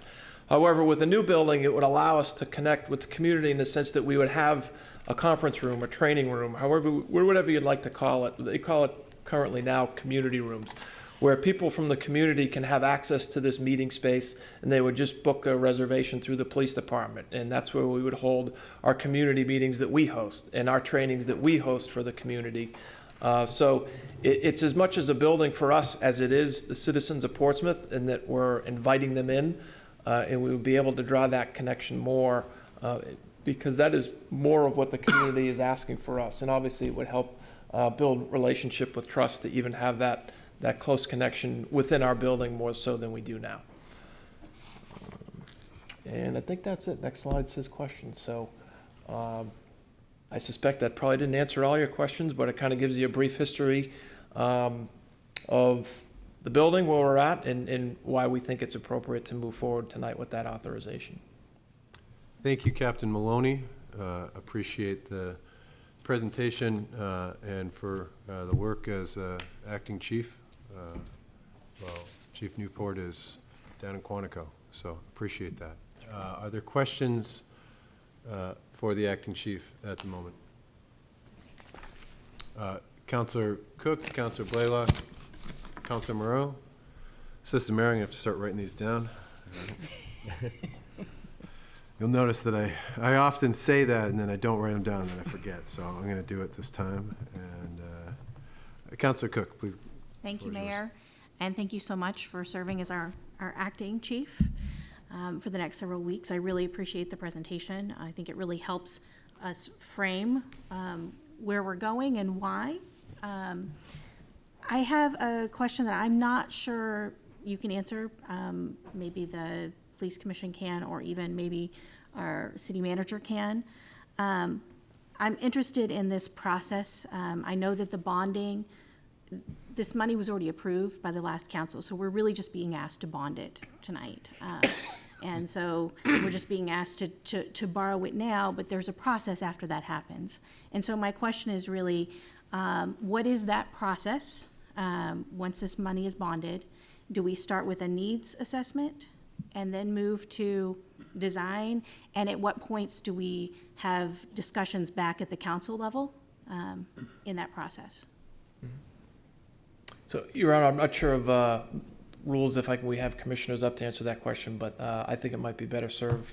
Yep, so As that I is a don't know the question for process. me. So do we have to suspend the rules, or can any commissioner come and answer a question? If there's no objection, Your Honor, Commissioners. Okay, is there any objection to any commissioner? Please call on the commissioners as you see fit to answer the question. Okay. Good evening, everybody. Thank you so much for the question, Councilor Cook. And I certainly invite City Manager in terms of process to weigh in. It's our understanding that tonight's $1.4 million bond authorization will give us the funds needed to proceed with a needs assessment and a study to better understand what would we design. The study that was done back in 2014 really now is quite dated. And I can tell because I was sitting in one of your seats when we were first presented with that. It started in 2013. It was presented in 2014. There was unilateral, I think, agreement and understanding that something needed to be done, but relative to the other priorities, we were staring in the face of a wastewater treatment facility upgrade that was taking pressing need. This $1.4 million will allow us the opportunity to work with partner to complete a needs assessment, to evaluate and do some preliminary design, to try to hone in on location, trade-offs of what this current space could accommodate versus needing to build a new space. We know there's a subsequent request for bond of another 2.3, I believe, 2.8, excuse me, which would solidify the plan and help us finalize the road forward and get us closer to shovels in the ground if a new space is what is planned. And then we'd move forward with a full bond authorization for the facility itself. At points along the way, we'd obviously be reporting back. The needs assessment would be completed, and then we'd come back to you all to show you what progress has been made. I know we've also talked about having some kind of working group to facilitate that process, a group of members of the commission, members of the council, and the city staff. Thank you. Thank you, Commissioner. Next up was Councilor Blaylock. Thank you, Your Honor. Thank you, Chief Maloney. I appreciate the presentation, and thank you, Commissioner. You might have answered my question. I just had some confusion from the public. If this 1.4 million was, and you said for the feasibility and design of a new police facility or rehabilitation of the old facility, there was just some confusion if the decision had been made, this is looking at a new facility, we're still looking at the option of the old facility and rehabilitating that. I think that 1.4 million, and not to speak out of turn, but that incorporates all possible outcomes of this. So that decision has been made. I just want to make that clear to the public. Yes. That this is still looking at all feasible options. Correct. Old and new. Correct. And, the trade-offs of if we were to build new but somehow keep a piece of the old building to cut down on square footage or something along those lines, it would incorporate all that as well. So substation or something of that sort. Correct. Yep. Correct. Thank you very much. Thank you, Councilor Blaylock. Councilor Moreau. A lot of my questions have been answered, but I guess one of the things I keep struggling with is we have a report that says we need a 66,000 square foot facility. So I'm curious, because you keep saying how you're busting out of what you have now. If we were to build that, what is the difference in the square footage that you're working with today on the space that is existing versus what you're trying to build? You're asking what is our square footage today in this building as we speak? Mm-hmm. I think it was about 46,000 square feet. And again, that 66,000 square feet, that number would get redone as we move further down this road with the approval, hopefully, of the 1.4 million. 66, it could be plus or minus if we have some trade-offs in there. But that 66,000 square feet would be in relation to a 2014 number, but that also includes projected growth for 30 years, as this we've been in this current building 31 years. This would be, if we were to get a new building, a 30 to 40 year building. So it builds in that room for growth as well, even in the new building. Great, thank you very much. Okay. Assistant Mayor. Thank you. Thank you. My question is the timeline on the report. How long does this report take? As the commissioner spoke, it sounds about 9 months to a year. Is that kind of what we would be looking at for this feasibility study also? I don't know how long the one in 2014, but I see heads nodding, so we're tracking 9 to 12 months. Sure. Thank you. Councilor Lombardi. Yes, thank you. I guess one of the things you brought up is the lack of secure parking. And I'm not sure how you do that where you are, other than ugly fences. But does the 66,000 estimate also include space for indoor parking? Yes. For, yes. Okay. Yeah. That square footage would incorporate all police needs to include parking or overflow. Yeah. Okay. Thank you. Councilor Tabor. Thank you, Captain. It occurs to me that it'd be good for us as a council to go walk through the facility that we see now and hear firsthand from you what it's like, what the deficiencies are, what the obstacles it poses for you. So my question would be, could we come have a tour? Absolutely. Yeah, we'd encourage it. Yeah, and again, you see the pictures there, and that, you know, in some case, a picture says 1,000 words.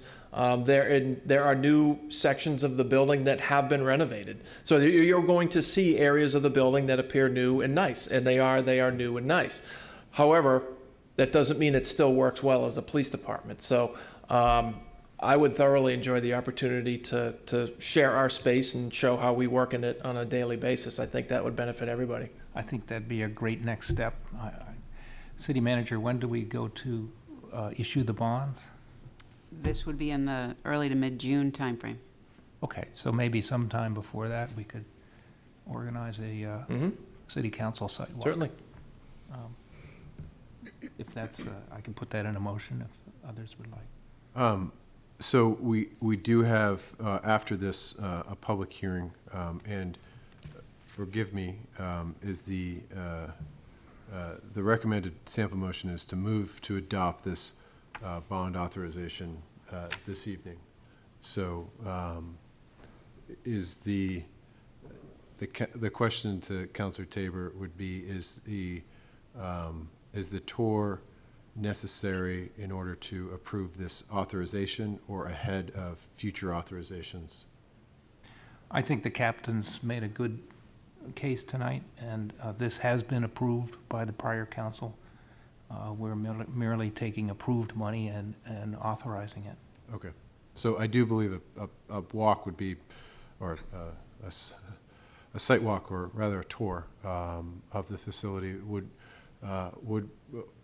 be beneficial, and certainly as the plans come back to us, I imagine that, you know, we could even meet in there's, it looks like a lot of, you know, chairs stacked in hallways, but I'm sure there's a place to actually meet in the facility where we could have some of the discussion, get a better feel of that. So it might be a next presentation. We have a working session in the actual police station. Assistant Mayor. I would just like to speak to the notion that Councilor Tabor put forward.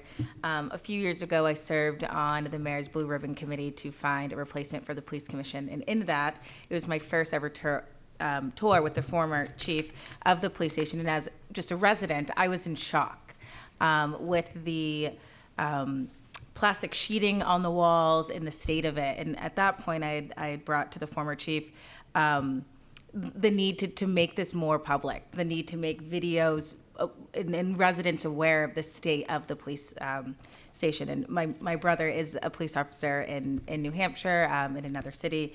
And when you talk about the higher-end difficulties, it's well known in the police community, the condition of our police department. And it is a long-term concern of mine that whether we remedy this or build a new station, that we could be losing, I think we believe we are losing great candidates because of the condition of that. So I think, as this feasibility study goes on and as we're presented with options, I would really push the community to come out and be involved in every step of this process. Yeah, and that would be our goal as well, is that it's not our building, it's the community's building, and I think tonight is a great first step to bring the community into the discussion and involve them as much as possible. I foresee, if this does move forward, to keep the community involved every step of the way. If we put updates on our website, as far as where the progress are at. But this is as much the community's building as it is ours, and it's something that might be here for 30 years, and we might, so it's an important step. And I think that the tour of the police department I think that's a must. Even if we're only talking about the 1.4 now, if we do decide that a new separate building is the direction to go, I think you have to see where we're at now and see what we would like to do in the future. So we'd certainly welcome that. Councilor Denton. Thank you, Your Honor. Excuse me. In addition to touring the police station, which Chief Murner has taken me on before, I'd encourage any councilor who hasn't already to also do a ride-along. It's very enlightening. Mr. Mayor, can I just make a clarification that the money, the 1.4 million, was approved as part of last year's CIP, or the CIP we're currently in. So the action you'd be taking this evening would be to authorize us to issue bonds. Just want to make sure everyone knows that's what tonight's about. The captain put a good segue into the public involvement. We will now hear from any public, anybody that wants to speak on the record.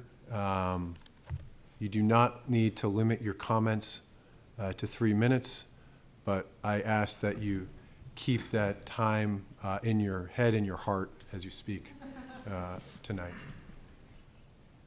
Your Honor, the difficulty with that is I'm a law professor. No, it's directed directly. We don't get paid to talk briefly. When I joined the commission, I was somewhat skeptical of the idea of spending, if we were to build a new building, spending. Commissioner Scher, would you mind simply stating your name? Yes, my address for the record. Commissioner Buzz Scher. I've lived in Portsmouth for 26, almost 27 years now. And just your address. Sorry. 390 Greenleaf Avenue. Thank you. When I joined the commission, I was somewhat skeptical of the amount of money that I understood it might cost to build a new building. I'm very much an advocate of the residential group recommendations that the prior commission adopted, and I was concerned that we might be diverting money in a way that was better spent improving in other ways the police department. I'm no longer in that place. I've gotten, we needed a new police building or a substantially renovated building 7 or 8 years ago.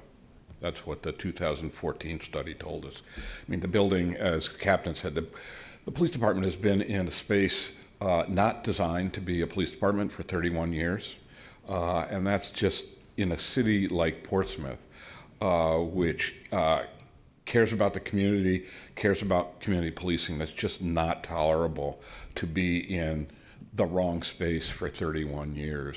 We need a police space that reflects what the community wants, both in terms of the recommendations of the resident group, which the police department is very supportive of, which, it may include expanding the police department in ways that wasn't considered even 7 or 8 years ago. That is, instead of adding a lot more police officers, adding social workers or other mental health professionals of some sort to deal with our expanding attention to the need for people in crisis, which is a large number of the calls the police department gets. So the point of this specific money, $1.4 million, is what are the current, not the 8-year-old needs, but what are the current needs of the police department?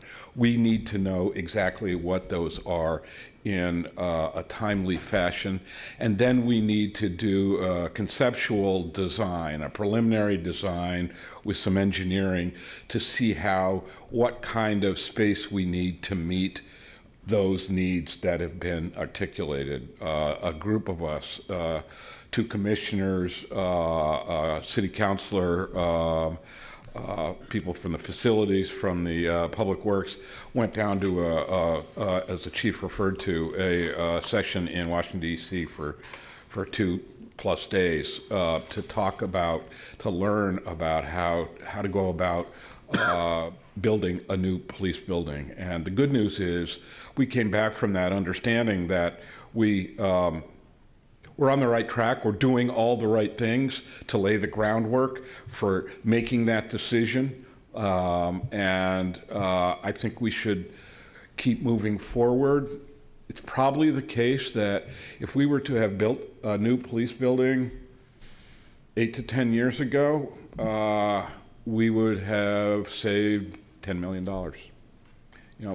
As time passes, buildings get more and more expensive, and police buildings, emergency services buildings, add, as we learned in Virginia, it adds another 30%, loosely another 30% to the cost of a building as compared to what it would be if you were just building a commercial building.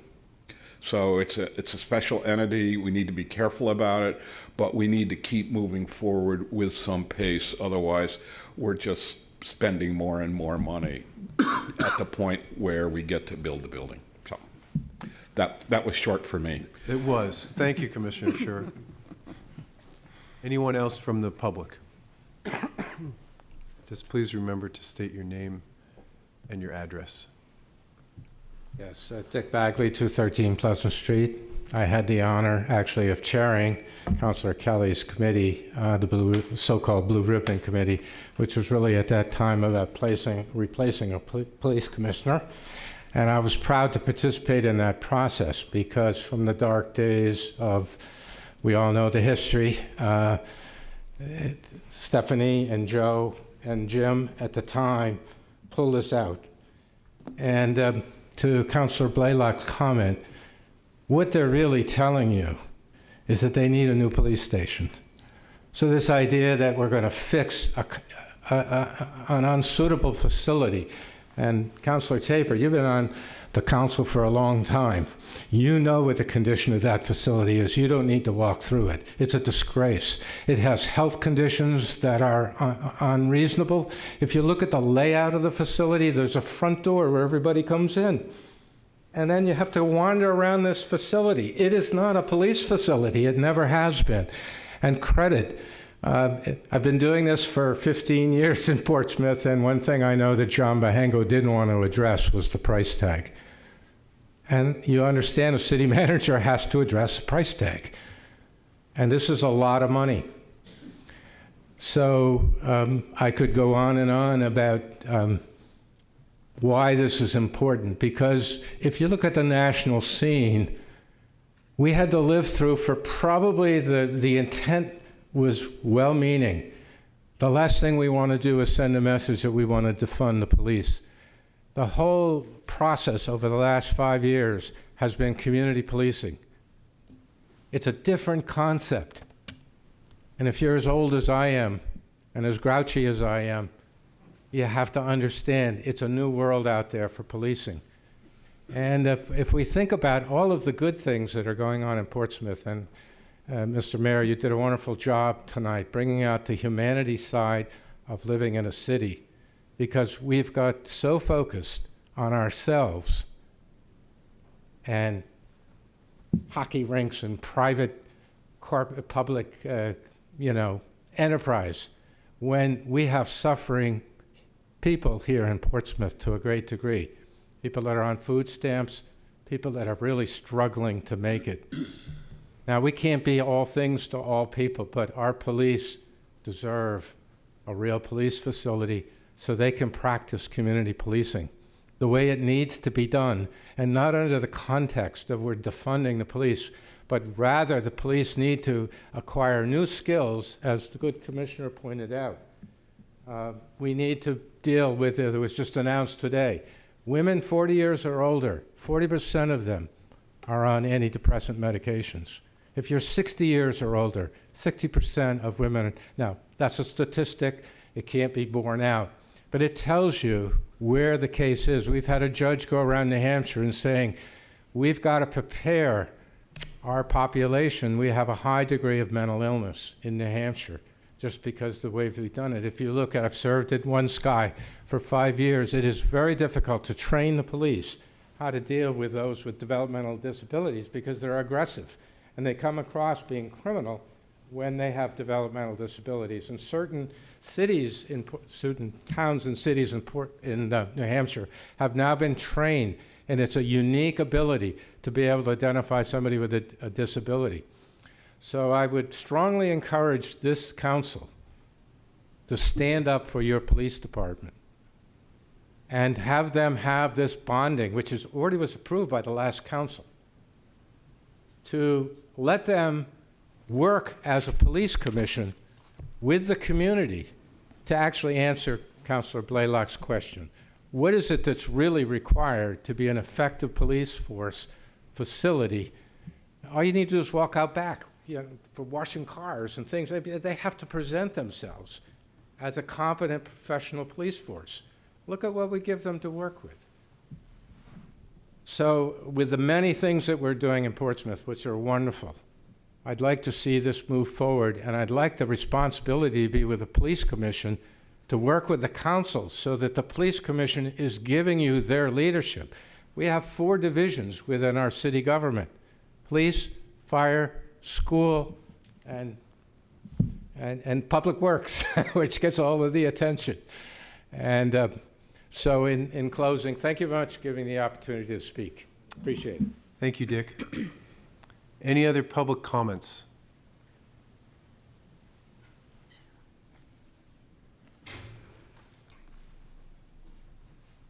Hi, Sue Polidora, 245 Middle. I wasn't planning on speaking on this particular issue.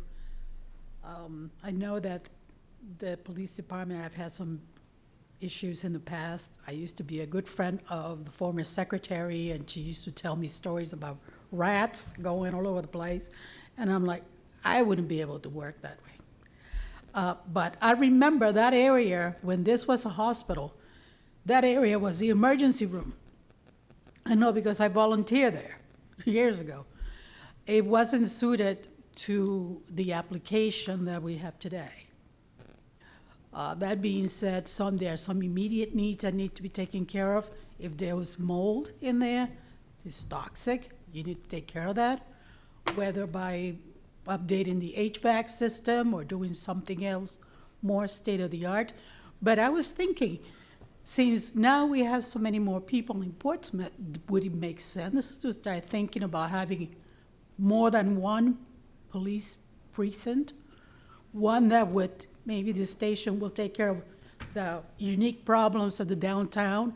Maybe there's another station that would take care of all the other residential areas. Problems might be similar, maybe different, but we can use this facility and maybe another facility that may be more easily acquired rather than building a whole building who knows where right now, the way that the real estate is going. But I was thinking about that more than one precinct may make sense now that the city has been growing so much in the last few years. So just wanted to say that I support the police department 100%. They do an incredible job. Appreciate them, and thank you very much. Thank you, Sue. Any other public speakers? Commissioner Coyle. Good evening. I'm Kate Coyle, also a commissioner, and I live at 660 Middle Street. I also came to the commission with some skepticism about a new facility or renovating the facility, and I think tonight that Captain Maloney really hit the nail on the head.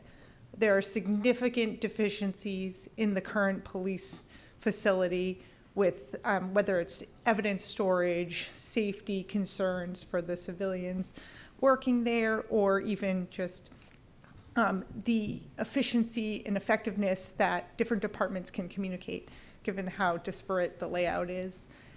On top of that, I mean, we're really working in sort of modern policing, which is community policing. And we've had the good fortune of sitting in on interviews for promotions. And I was so impressed with how during these interviews, these officers, sergeants, lieutenants talking about mental health treatment and mental health, you know, for both resident interactions or, you know, on the job, as well as mental health of the officers, the ones going out and, you know, responding to crises day in and day out. And that I think as we look to the future, as we look to make sure that we're serving our community and our officers who are serving us, that a facility that can accommodate a community policing is really very necessary. So thank you. Thank you, Commissioner Coyle. Commissioner Shaheen. Good evening, everybody. I'm Stephanie Shaheen. I have the privilege of chairing the commission, and I reside at 77 South Street. And in the interest of your time, I know you have a long agenda. I just want to pause and thank Councilor Cook for stating the obvious, which is we're here tonight because the prior council approved $1.4 million, and we're asking you to move forward with this bond. But more importantly, we're laying the foundation for what needs to happen to ensure that the public safety facility that this community has is one we can be proud of, and one that supports the workforce we're asking to put their lives on the line every day when they go out and do their jobs for this community. And so I appreciate that tonight's vote is not necessarily the hardest one, because it was already approved by the prior council, but it does lay the foundation for what we need to do moving forward. And I think we've all, you know, Captain Maloney said it very well. We welcome the opportunity to bring you into the department so you can see how those deficiencies manifest every day. 3, I would point out. 1, all of our patrol, the boots on the ground in our community every day, every single patrol officer works in the basement without windows for the most part. Not acceptable layout, just even in terms of the interaction between officers on the job, doing their jobs every day. It's not conducive to that kind of, to the appropriate workflow and interaction among and between members of the department. The training facility, we have state-of-the-art trainers doing incredible work. Things like active shooter response training that they go out into the community to organizations across the region to train people on. We can't bring them into this facility to train them because the training facility currently is housing all of our detectives, but more importantly is inadequate because of the location of the training facility. And third, I would just point out and really reinforce, we're trying to reimagine community policing, right? We imagine that we're gonna be doing response times, as Commissioner Scher pointed out, with social workers, perhaps, with mental health experts who need to be able to come in and out of our facility in a way that's safe for everybody. So those are just 3 key points relative to what we need for the space to accommodate. And 2 things I'd like to say in closing. 1, a real debt of gratitude is owed to our Department of Public Works, to Peter Rice and Joe Almeida, who have put Band-Aid after Band-Aid on the current facility we're in to try to keep it as healthy as possible, to have our men and women in uniform in the space we currently occupy. We could not physically be there were it not for the investments and efforts made over the last few years to keep the space moving in a direction that it's currently moving. But as I know, will attest, it's not adequate to do what we needed to do moving forward. And finally, the thing that keeps me up at night is knowing we need to fill a pipeline of dedicated, highly qualified officers. We've, as Commissioner Coyle mentioned, we have had lots of interviews recently with people nearing retirement and choosing retirement. We've got to attract the best and brightest into our community to ensure that we can continue to do the kind of policing this community expects and demands. We need a facility to accommodate that. We need training facilities that can make it possible for us to train officers to respond the way we expect them to respond and want them to be able to respond. And we need to have a space that reflects our commitment as a community to public safety. So I thank you for your vote tonight. I hope it will be in the affirmative and that we can get this ball rolling. And we look forward to hosting you in the department soon. Thank you, Commissioner Shaheen. Any other public comment?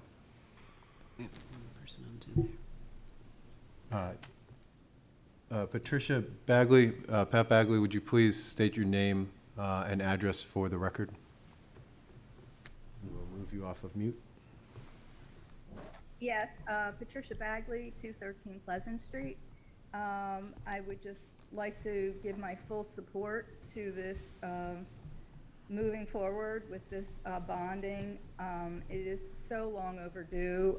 Like the assistant mayor, I toured the facility back when Bob Murner was the chief. And the current chief was gracious enough to give me a tour of the facility. I was appalled. They were in the middle of mold remediation even then. Things were hanging from the ceiling. There were only certain areas where you could walk and you had to be really careful. I couldn't even imagine working there, let alone expecting the people who put their lives on the line every single day for us, expecting them to work there, to think straight. It's not like we're doing them a favor to do this, to move forward with this. This is long overdue. We're not doing them a favor. We're so far behind in giving them what they need to actually do their jobs in the best way possible. We have a great police force now, and I would like to keep them happy, and it benefits all of us. I remember when I walked through there, I remember thinking if I were a female officer, I could not take a shower in this place. It was so disgusting. And I am sure it's been improved thanks to Peter and Joe working on the facility. But it's just hard. It's just not comprehensible that we've expected our police force to work under these conditions for as long as they have. So thank you for moving forward with this, which I believe you will do, and the whole community will benefit from it. Thank you. Thank you, Patricia. No more hands on Zoom. With that, I will, why don't we put a motion, the sample motion being moved to adopt the resolution as presented? So moved. Second? Are there any additional council questions? Councilor Cook? Thank you, Mayor. I actually have a comment.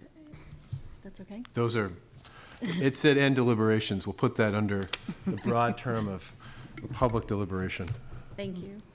I truly value our law enforcement here in Portsmouth. I have a brother who was a law enforcement officer, sheriff's deputy for many years. I know that that's a hard job. And I know that you need the best working conditions to do it. This process tonight is the start of a long process. And we're just being asked to approve the bond tonight. But I'm hoping that we can bring the community into this process, and we need to be very deliberate about that. Because whenever the council has to make decisions about spending a large amount of money that is going to have a huge impact on our taxpayers, we have to make sure that they understand the reasoning, that they are excited about spending that money on this particular project. Because it sometimes means that we're weighing this against other projects as well in the city. So, you know, when you're looking at bonding a potential new facility or rehabilitation of an existing facility, either way, and you're looking at a bond that is 20 to 30 years, that has a huge impact on capital improvements for that duration of time. So these are very difficult decisions, I think, for the city council, and we truly need a lot of public input, and we need to make sure that they see the needs assessment, that we see where we are, and then we move on, and that we follow this critical process. I know that the Police Commission is going to do that and work really closely with the council in that process. I would just ask that we are mindful as a council and that we make sure that we bring this back to the council repeatedly at several stages in this time frame, so that we make sure that the residents who maybe missed a police commission meeting see it here at City Council. Thank you, Counselor Cook. Counselor Blaylock? Thank you, Your Honor. I just like, my grandfather, when he was a city councilor and editor of the Portsmouth Herald, was very supportive of the Portsmouth Police Department, as was my father when he was mayor of Portsmouth, city of Portsmouth. I remember it was brought up to lower the budget for the police department, and my father said, well, if it's working, why are we fixing it? And if anything, now I want to be as supportive as I can of the police department, especially with all the changes that we've had in our society lately, with all the mental health issues. I see that coaching kids at the football field, on the baseball field. So I think I would want to be supportive of the police department as much as possible. My questions and stuff, I just want to make sure that we are being clear to the public when we do spend a lot of money, and that we are being transparent and forthright with that. But yeah, I want to thank you for all that you do. Thank you.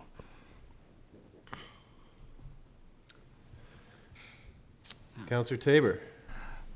I just wanted to add from my own perspective, having run an organization that was in a building that was too small, too cramped, and had basic problems with the building. When I ran Seacoast Media Group, we swallowed hard and built a new building, and it was very expensive. But it was transformational for us as an organization. Most of the revenue we had 5 years after that building was built, we had never had before. It was new businesses, new ways of doing business. We could never have done that in the cramped, crowded facility that we had. So I think when we think by analogy of community policing, we can look at what community policing will be 5 years from now, or 8 years from now, and we can build a building that's flexible enough to innovate, to be where we need to go, skate where the puck is going, so to speak. And we won't have that opportunity in this current facility. So I think that's an essential part of our decision tonight, is to think long-term. Thank you, Counselor Tabor. We have Counselor Bagley on Zoom with a question and/or comment at this point. Mostly a comment. Thank you, Your Honor. I think it was pretty eloquently stated by some of the public speakers tonight, including my aunt and uncle, the assistant mayor, in the deliberations. Since 2014, we've taken a deep dive into the feasibility of the current station and what we need to do to address those concerns.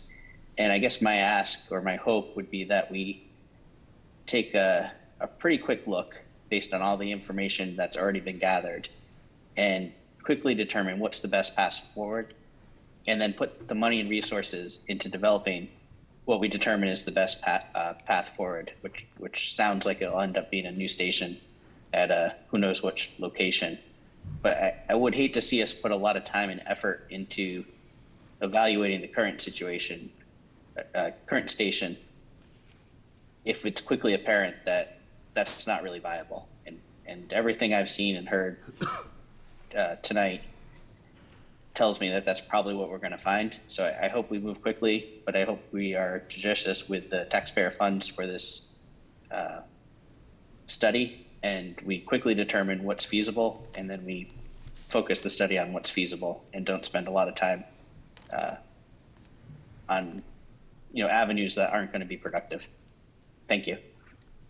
Thank you, Counselor Bagley. Counselor Lombardi? I would second what Councilor Bagley said. I think that it's pretty clear that this facility that you're in right now is inadequate, and I know that we've attempted to make it better for many years, and it isn't better. And I think it would be a mistake to try to mitigate that facility anymore. I think that probably, it's my opinion, that a new facility is probably the proper way to go. So the sooner that you can form those designs, form those discover those locations, the better off we'll be. Thank you, Councilor Lombardi. With that, I will just add a few comments, no questions.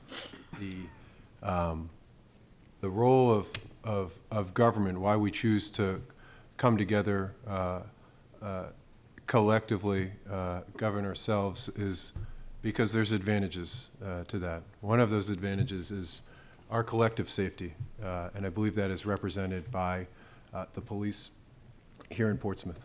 We are lucky in Portsmouth to have a police commission. Not every city has one, and not every city is as lucky to have a police commission as dedicated to our entire community as our police commission is to ours. So I thank them for their service to Portsmouth and in partnership with our police. I will vote for this this evening. It's an easy vote. We already voted. I already voted for it in the CIP last year. So it's one of the easier votes for me to make. But I appreciate the effort that went into the presentation this evening and the effort that will go in to presenting this to the public. Because more than a building, this opportunity represents how we want to determine the future of policing in Portsmouth.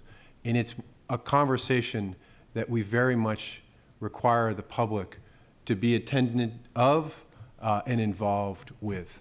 And so I would echo Councilor Cook's statements that we want to see this in front of the council as much as possible, not because we don't trust the work of the police commission. We trust that work, you deliver the right answer regardless, but we want the public to be able to follow along with the reasoning that goes into this. Because it's not just a mold remediation inadequate in terms of health and safety, but I think it's inadequate when we talk about the type of policing that we envision for Portsmouth. That is dependent upon the type of building that we have. And so with that, I want to thank the Police Commission again. I want to thank the captain for coming out this evening and acting as deputy chief. That's more presentations, more paperwork, I'm sure. But I want to thank the beginning of this process, because Portsmouth will benefit from this being as public and involved as possible. So with that, I would ask the clerk to call the roll on the sample or the motion of move to adopt the resolution as presented. Assistant Mayor Kelly? Yes. Counselor Tabor? Yes. Counselor Denton? Yes. Counselor Moreau? Yes. Counselor Bagley? Yes. Counselor Lombardi? Yes. Counselor Blaylock? Yes. Counselor Cook? Yes. Mayor McCaffrey? Yes. Unanimous. Thank you. Hopefully that helps with your interview tomorrow. Your Honor, while the police commission's still here, I want to suspend the rules to bring forward the same manager's item 11A3, which is in regards to Chief Newport's performance. Second? We'll need a roll call vote. Okay. Assistant Mayor Kelly? Yes. Counselor Tabor? Yes. Counselor Denton? Yes. Counselor Moreau? Yes. Counselor Bagley? Yes. Counselor Lombardi? Yes. Counselor Blaylock? Yes. Counselor Cook? Yes. Mayor McCaffrey? Yes. Unanimous. So thank you, Your Honor. I'm happy to set the stage for the request as presented to the council by the Police Commission at a recent non-public meeting. They completed an annual performance evaluation of Chief Mark Newport, and following that evaluation, the board approved a one-time bonus of $3,000. The chief's contract is unique in allowing for this provision, and it reads in part that the parties may agree to provide additional compensation to the employee in recognition for his accomplishments of the performance objectives identified by the commission. The commission has been nice enough to stick around for this conversation, and I would yield to them if that is all right with the council. Thank you. Thank you again. I'm grateful to be able to speak to this issue and request. Happy to answer questions. As the city manager noted, the chief's contract does call for a special performance bonus as part of the review process. We just completed his review, and this was the first review after the probationary period. So he went from being the interim chief to the permanent chief, and then there was a probationary period during which we were reviewing and evaluating his performance, which we just completed. For your benefit, because the prior commission was really the commission that had served in the longest capacity with him, I also engaged my prior commissioners as part of that review, along with our new current commissioners, and we collectively agreed that a bonus was appropriate. As you can imagine, the last year has been especially challenging to serve as a chief. He was new to the role right as COVID was hitting. He had to deal with everything from deployments of officers who are also National Guard members to absences related to COVID exposure. So even though many in our community were able to work from home or be remote or stay home, our officers were here 24/7, which meant the chief had to be on and at work and on duty. He's really done an extraordinary job. We've submitted a complete review of his performance over the last year in his role as chief. As was alluded to earlier, he would be here tonight were it not for the fact that he just started his training at the FBI Academy in Quantico, which he actually delayed several years in order to take on the role as chief. He was invited to go several years ago and postponed. So again, $3,000 bonus. It's specific to his particular contract and our ability to give a performance bonus as a result of his efforts. And we think his efforts really do merit that bonus. Thank you, Commissioner Shaheen. The Assistant Mayor. Just a quick question.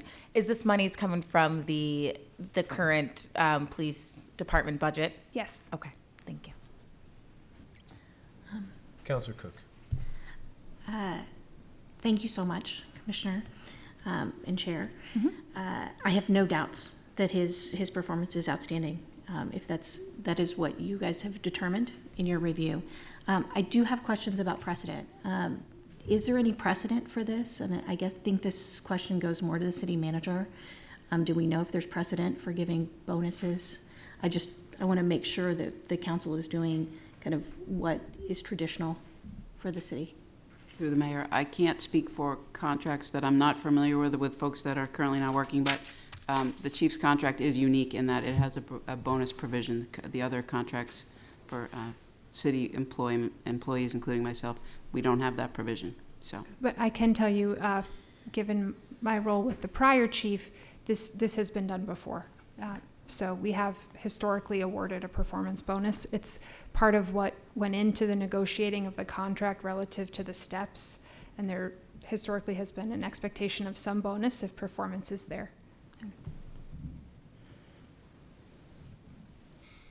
Any other questions? Thank you. Thank you, Commissioner. Is there action to be taken by the council on this? I didn't see a proposed motion. Yeah, it doesn't that's look what like we have a sample motion, so. I would look to the city attorney and the city clerk that if it were the will of the council to ratify and support the actions taken by the police commission, that this council do so. Your Honor. Sorry, I'll call you 1 second, Councilor Tabor. I just have a parliamentary inquiry in terms of, do we have the authority to, I guess my question would be, wouldn't this come as a part of the budget towards the council? Can we line item a specific request on this? Would this be guidance given in terms of a budget, since the budget is still forthcoming? The only reason that there's a council vote call for it all here is that the working agreement requires the council vote. The budgeting and all the financial issues related to it are within the police department budget, and I might add that the contract calling for this vote has been approved by the city council. Okay. So it's separate from the budget so much as a contract That's right. stipulation Yes, Your for Honor. the police chief. Okay. Sorry to cut you off, Councilor Tabor. Nope. The city attorney said what I was going to say. It's in the contract. Okay. The city council will vote on it. Okay. I will move the motion which the city manager recommended. Kelly, did you get that? Well, the city manager didn't recommend a motion. There is no motion, so I would suggest that I would assume that you are looking to approve the request of the police commission. Maybe restate it, Counselor Denton, or. I motion that the city council confirm the request for Chief Newport to receive the additional, or the $3,000 bonus. Per the terms of his contract? Per the maybe? terms of his Okay. contract. Thank you. Second. Okay, and any questions, comments? I'll support this in terms, my concerns coming into this were that of precedent, certainly with contract negotiations. This is something that we, may see in the future for other contracts, but as this is decided in terms of this contract already, and has met the qualifications that the police commission has set, as delivered to us through Chairman Shaheen, we are, I feel, bound per that to vote for this evening. So Kelly, would you please take the roll? Yes, Mayor. Assistant Mayor Kelly? Yes. Counselor Tabor? Yes. Counselor Denton? Yes. Counselor Moreau? Yes. Counselor Bagley? Yes. Counselor Lombardi? Yes. Counselor Blaylock? Yes. Counselor Cook? Yes. Mayor McCackron? Yes. Unanimous. I hope that it finds you well in Quantico, where the chief told me that it's not just books. He's going to be running around in the forest out there doing some training. So exciting stuff. Thank you. Thanks for sticking around, guys. Let's see, how are people feeling up here? Does anybody need a break or get through? We've been here since. Is there anybody in? Good. You good? Counselor Denton? I was simply going to ask if Dee Dee was here for the Prescott Park. Oh, is Dee Dee here for the Prescott Park? I think that's up, I think we got that Prescott next. Park is on Zoom. Okay. She's here participating. All right, so let's charge forward, get through the items that require action. Okay, here we go. Thank you, Your Honor. Item number 1 is a license agreement request with Strawberry Bank for property located at 81 Washington Street. This is in the form of a revocable license from the city. The city owns a thin parcel of land along Washington Street, which separates 81 Washington, the property, from that right-of-way. There is a parcel map included in your packet, and the idea would be that we are looking to provide off-street parking as that would belong to Strawberry Bank and be attributed to this property. And the idea is, with a revocable license, we can rescind or remove this should we need this land for another reason. But this would assist Strawberry Bank, and they made the request of the city. You need a motion. I do need a motion. I would make a motion that we recommend the license agreement with Strawberry Bank for that property. I'll second that. And we will need, any discussion on this? Your Honor, I would look to the city attorney. I currently sit on the board of Strawberry Bank, so would it be recommended that I recuse myself from this vote?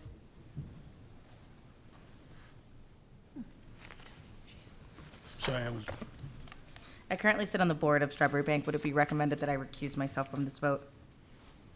will this vote place money into your pocket or take it out of your pocket? Not of the nonprofit, no? Then you can vote. Thank you. All right, Kelly, would you please call the roll? Yes. Assistant Mayor Kelly? Yes. Counselor Tabor? Yes. Counselor Denton? Yes. Counselor Moreau? Yes. Counselor Bagley? Yes. Counselor Lombardi? Yes. Counselor Blaylock? Yes. Counselor Cook? Yes. Mayor McCackron? Yes. Unanimous. Thank you. Next up would be a request from Prescott Park Arts Festival to extend for 3 specific events outside of their typical season, which is from the date that school ends until the date that school resumes. They have 3 specific requests, and I can tell you that their executive director, Courtney Perkins, is on Zoom if anyone has any questions. But the three requests are as follows, and they're in your packet. The first would be a film in celebration of Juneteenth to be held Friday, June 10th, which would not be a school night, but does fall within the school calendar. There was a question as to why it might not have been able to be closer to Juneteenth, and the answer is that they will be in tech rehearsals for their musical at that time. So they're proposing one movie on Friday, June 10th. They're looking to have us acknowledge our approval of one concert of a singer-songwriter and not a band without an opening act on Thursday, June 16th at 7 p.m. to wrap up between 9 and 9:30. And it was acknowledged that when this was contemplated, that June 16th should have been the last day of school, but there has since been a snow day, and that's why we're calling attention to this request. And the third request involves another concert on Labor Day itself by a singer-songwriter, not a band, and no opening act, again from 7 p. to 9 to 9:30 p. And this would be technically a school night because school is back in session. We felt that these requests were thoughtfully made and considerate, relatively speaking, to the neighborhood. And I would ask that the council consider extending their season to include these three specific events on these three specific dates. Okay, I will await the requested sample motion, move to extend the Prescott Park Arts Festival 2022 season to include the requested dates. So moved. Second. And any discussion on this? Your Honor? Counselor Tabor. I've historically recused since I'm chair of the board of the Arts Festival, so I'm going to I'll do that. However, the city attorney's recommendation for my colleague, the assistant mayor, is perfectly fine in my mind too. But I'll stick with my past practice. Thank you, Counselor Tabor. Counselor Denton. Times have changed since the last three agreements were signed for all the nonprofits in Prescott Park. So not specifically to this motion, but I'd like to encourage all three nonprofits to look at the current contracts they have going into the upcoming contracts and think what they might need to do as well as they can in these times. Counselor, nope. Well, I will be supporting this. I feel as though there's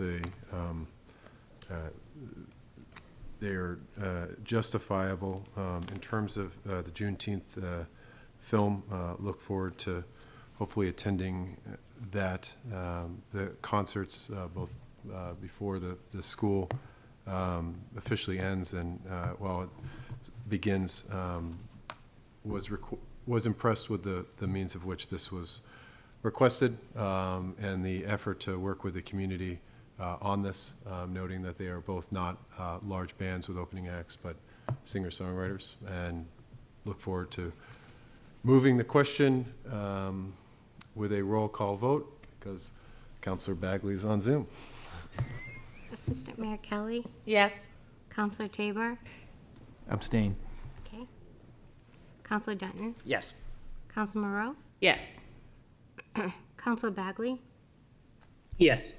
Counselor Lombardi? Yes. Counselor Blaylock? Yes. Counselor Cook? Yes. Mayor McCaffrey? Yes. One abstention, otherwise 8-0. Moving on, Your Honor, to number 4, under City Manager action items, would be the Union Cemetery listing on the State Register of Historic Places. The city has the opportunity to list this cemetery on Maplewood Avenue on the state's Register of Historic Places.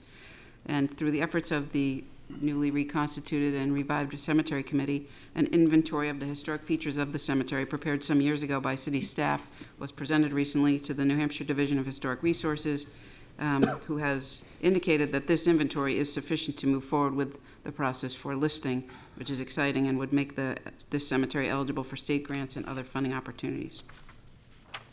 And I'd just like to thank Deputy City Attorney and Deputy City Manager Suzanne Woodland for her help in stewarding the Cemetery Committee along.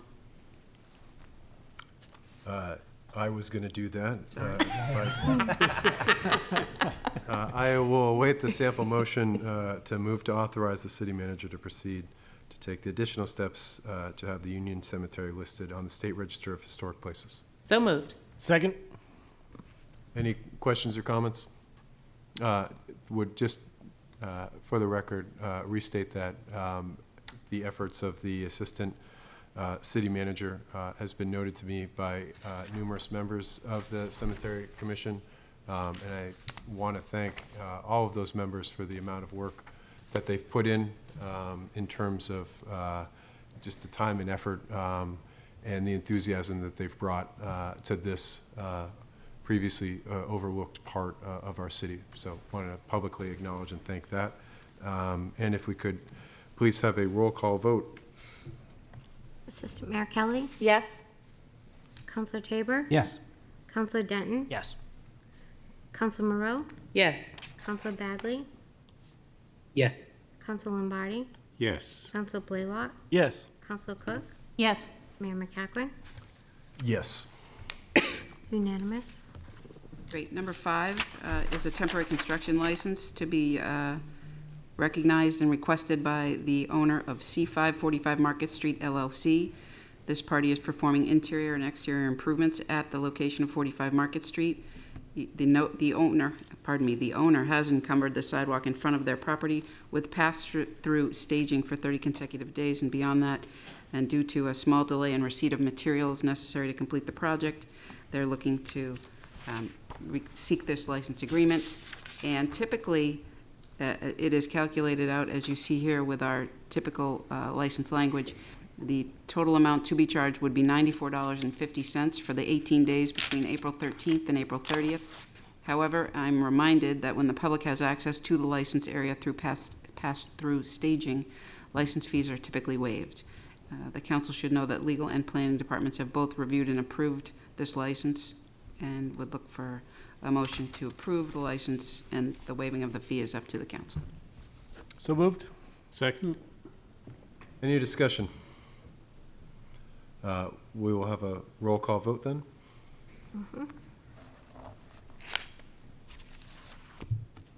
Assistant Mayor Kelly? Yes. Counselor Tabor? Yes. Counselor Denton? Yes. Counselor Moreau? Yes. Counselor Bagley? Yes. Counselor Lombardi? Yes. Counselor Blaylock? Yes. Counselor Cook? Yes. Mayor McEachran? Yes. Number 6 in the packet tonight is approval of Superintendent Zachary McLaughlin's contract. It is a proposed 3-year employment agreement between the school district and Dr. McLaughlin, and this employment agreement has been approved by the Portsmouth School Board, and the details can be found in your packet.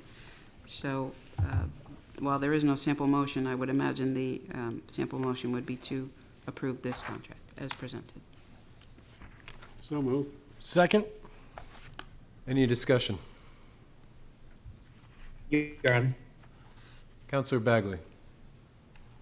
Yeah, I just want to, as I think I'm in the unique position of being the only counselor with a student in the Portsmouth schools, because I think your children are a little bit too young to 1 year, Councilor be Bagley. part of the public school system so far. I'm just excited to welcome the new superintendent on board, and we'll be supporting the contract. Thank you, Councilor Bagley. And yes, thank you, Councilor Bagley.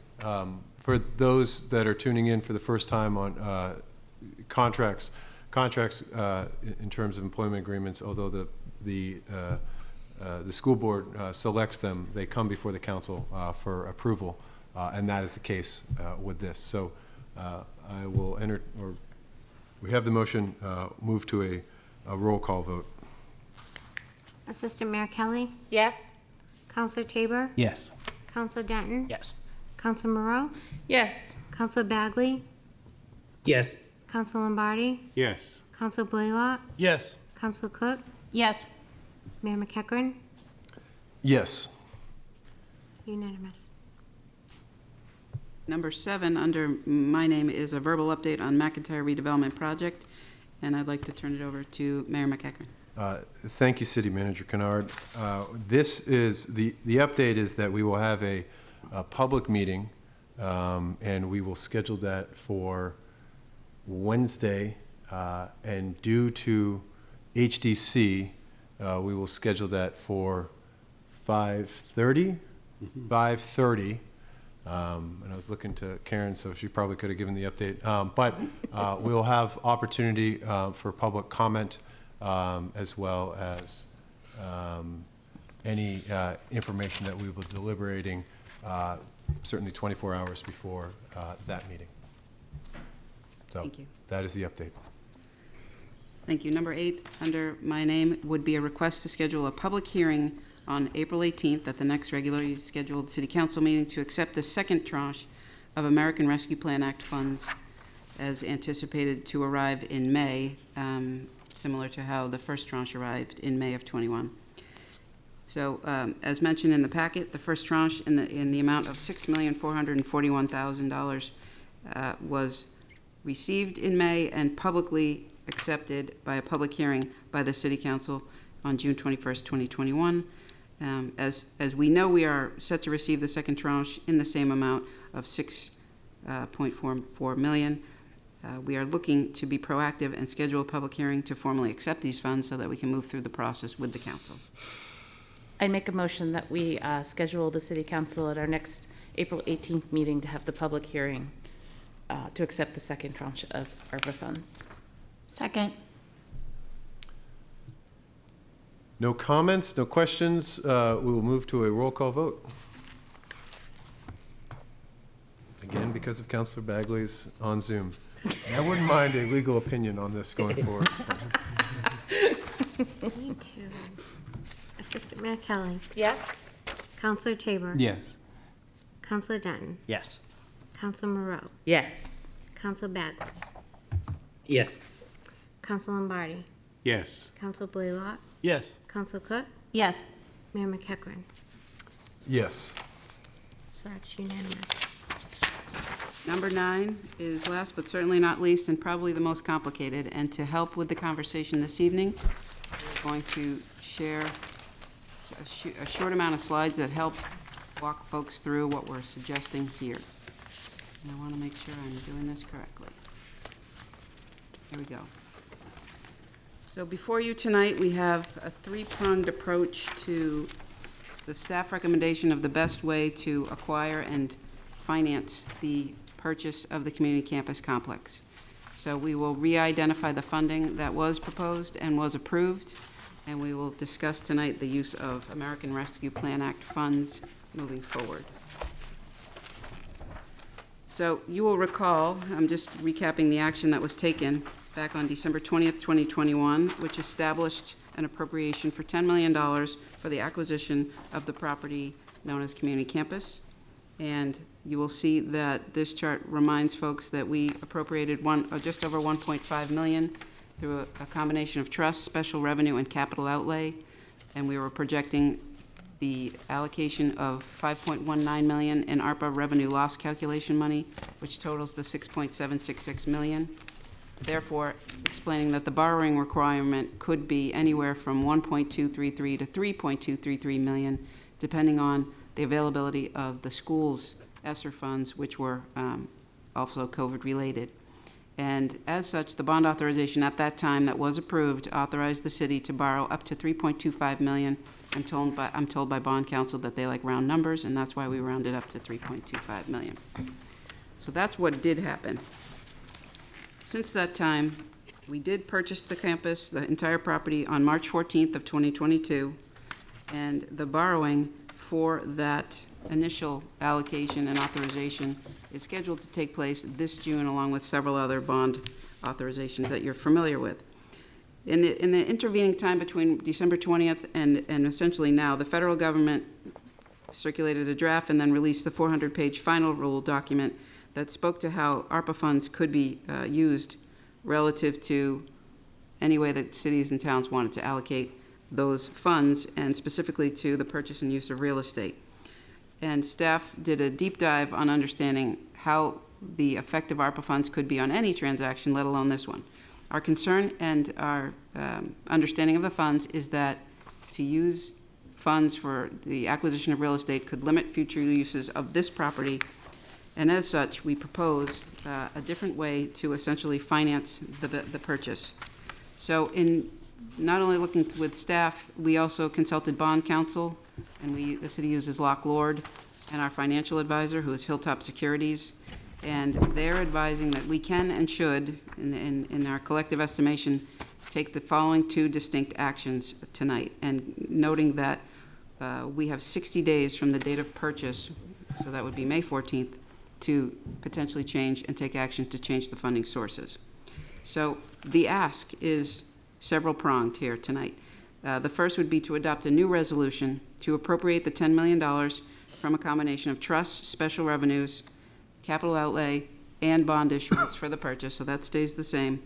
But we're looking to increase the borrowing authorization from the $3.25 million that was authorized in December up to $8.423 million for the purchase of the campus, and to rescind that resolutions which utilized and laid out the specific use of ARPA funding for the purchase of the campus. We would then immediately want the council to adopt a second resolution, which would appropriate $5.26 million from ARPA funds for ARPA-eligible projects that we had previously planned to bond for and had gotten authorization for. And so that second resolution would seek to rescind the borrowing authorizations for the four projects that you see in the box below, and I know it's slightly hard to read. But those projects are currently scheduled to be part of that June bond authorization and issuance, and have been deemed to be ARPA-eligible expenses. So that was all very confusing. I'm hoping the next slide makes it a lot less confusing. So bear with me a second while I walk you through this. So the reduction in the original community campus bond authorization would take away $3.25 million in borrowing. That represents savings. I'm going to go back and forth from the left column to the right, to bear with me on that as well. So if we don't use $3.25 million in bond, we save $32,500 in what we were pledging and projecting to be the interest-only bond anticipation note payment. We then seek a reduction in authorized debt of the $5.26 million in items we know to be ARPA eligible. That would save an additional $473,400 in FY23 in permanent financing costs, and that assumes a 4% interest rate on the bond. The third line speaks to issuing that large bond anticipation note of $8.423 million. And on the right, you'll see our interest-only bond anticipation note payment reflected, assuming an interest rate of 1.5%, because bands or bond anticipation notes typically have much lower rates of interest. So we're doing a ban or a bond anticipation note for two reasons. The lower interest rate, which I just mentioned, and it does give us 2 years to make a final determination on how best to permanently finance the purchase of the campus and the property. So net change in the FY23 budget would mean that we would effectively borrow $86,000 less overall, and that would save us next year $379,000, round up to $380,000 in projected debt payments. So this is a bit of reiterating what we asked the council to do. Tonight, we're asking for three things. We would ask to schedule a public hearing on April 18th to vote for the new resolution, which would appropriate $10 million, as it did before, to identify funding sources and to rescind that December resolution. The second vote would be, and we have to take three distinctive votes. The second would be to schedule an April 18th public hearing and a second resolution that would appropriate $5.26 million from ARPA funds for the identified projects, and to rescind that prior bonding resolution for that same amount.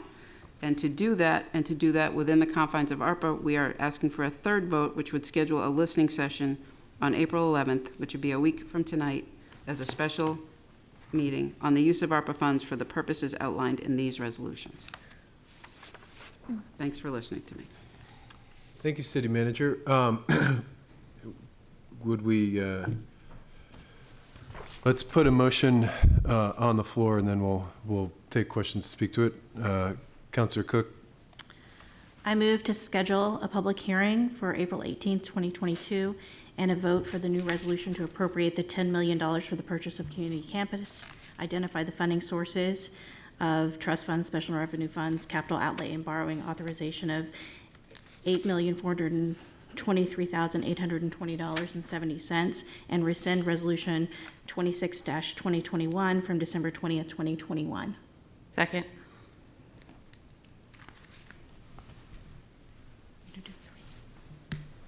Did you combine all of those? No, I just did the first one. Just the So first I one. was Just going to A. do 3 different motions, yes. Just A, all right. Those following along at home. All right, there's a second, any comments on that? Counselor Cook, would you like to speak to that? I think it's important that we go ahead and move forward with this action, given our limited time frame, and there will be room for discussion clearly at public hearing. Assistant Mayor? I think it's also important to note that when the prior council, the knowledge of ARPA funds is ever changing, and now we know from the federal government more specific outlines of what we can and cannot do with those funds. So I think it's very important that that's recognized, that this information is new and now updated in the most current. All right, Councilor Moreau?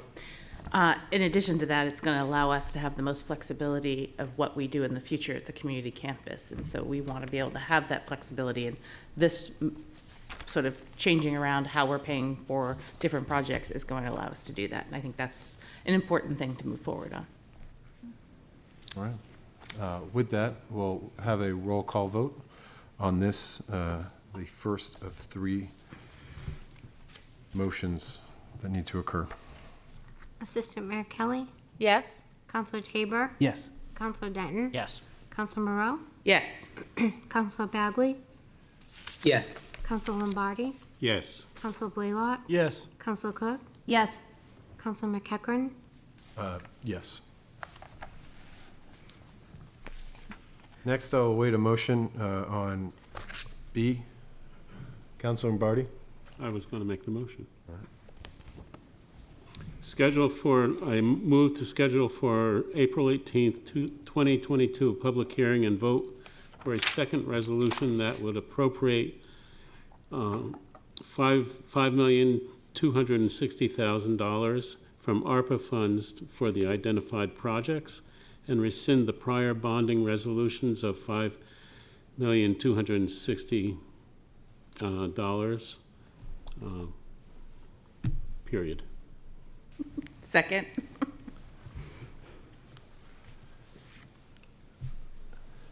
Where are we?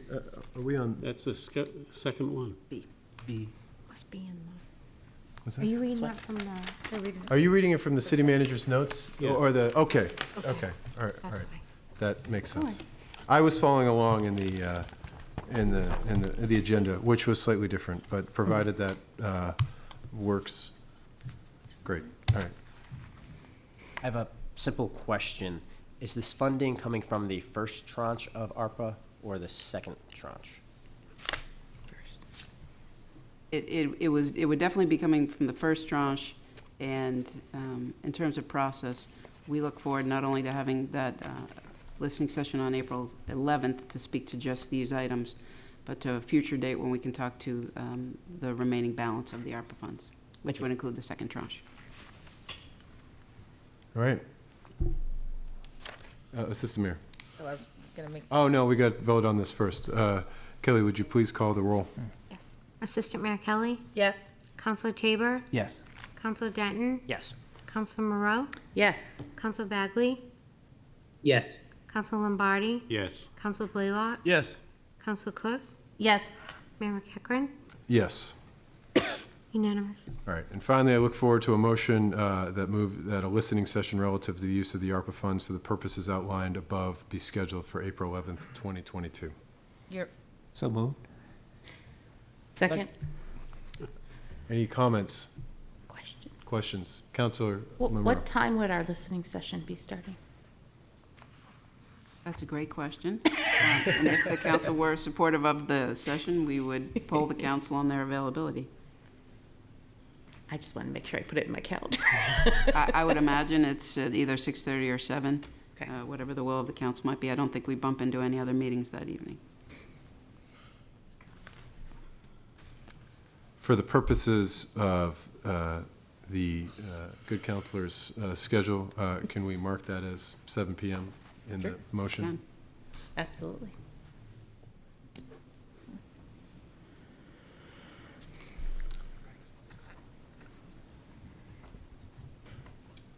Okay. It's a week from tonight. Kelly, could you please call the vote, or call the question? Assistant Mayor Kelly? Yes. Counselor Tabor? Yes. Counselor Denton? Yes. Counselor Moreau? Yes. Counselor Bagley?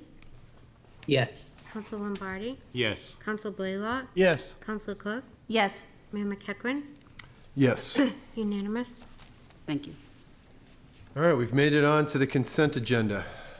I look forward to a motion to adopt the consent agenda. So moved. Second? Any discussion?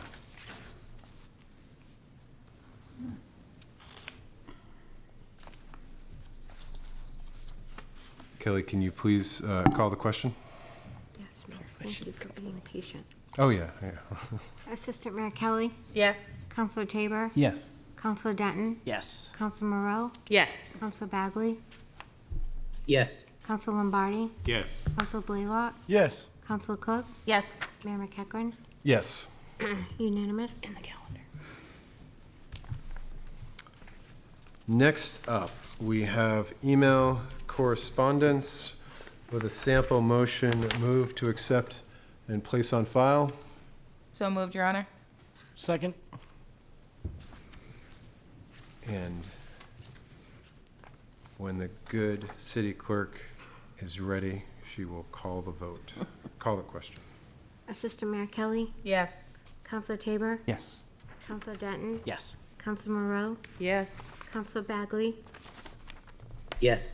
Counselor Lombardi? Yes. Counselor Blaylock? Yes. Counselor Cook? Yes. Mayor McEachran? Yes. Unanimous? Next, we have a letter from Perry and Kristen Silverstein regarding outdoor dining, as well as a letter from Michael Lewandowski of LaRue Kitchen requesting that the parking spaces that the city council eliminated to provide outdoor seating be returned as parking spaces. I will entertain a sample motion to move, to accept, and place on file. So moved. Second? Any questions, comments? Kelly, when you are ready, please call the question. Assistant Mayor Kelly? Yes. Counselor Tabor? Yes. Counselor Denton? Yes. Counselor Moreau? Yes. Counselor Bagley? Yes. Counselor Lombardi? Yes. Counselor Blaylock? Yes. Counselor Cook? Yes. Mayor McEachran?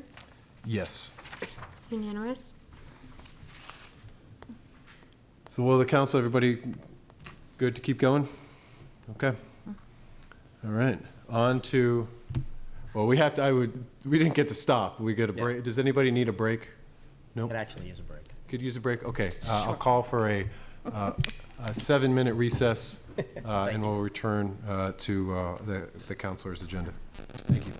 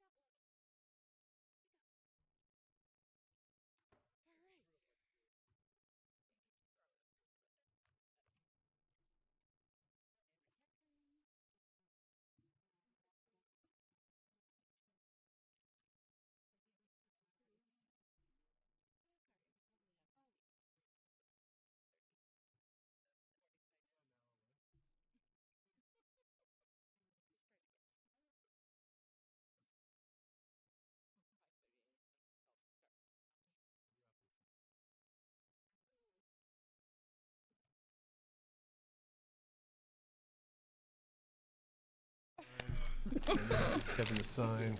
Totally forgot about that. And we'll Other things be on my mind. back He's on giving me the Wednesday, sign back back. next Monday. And we're back. All right. We're back.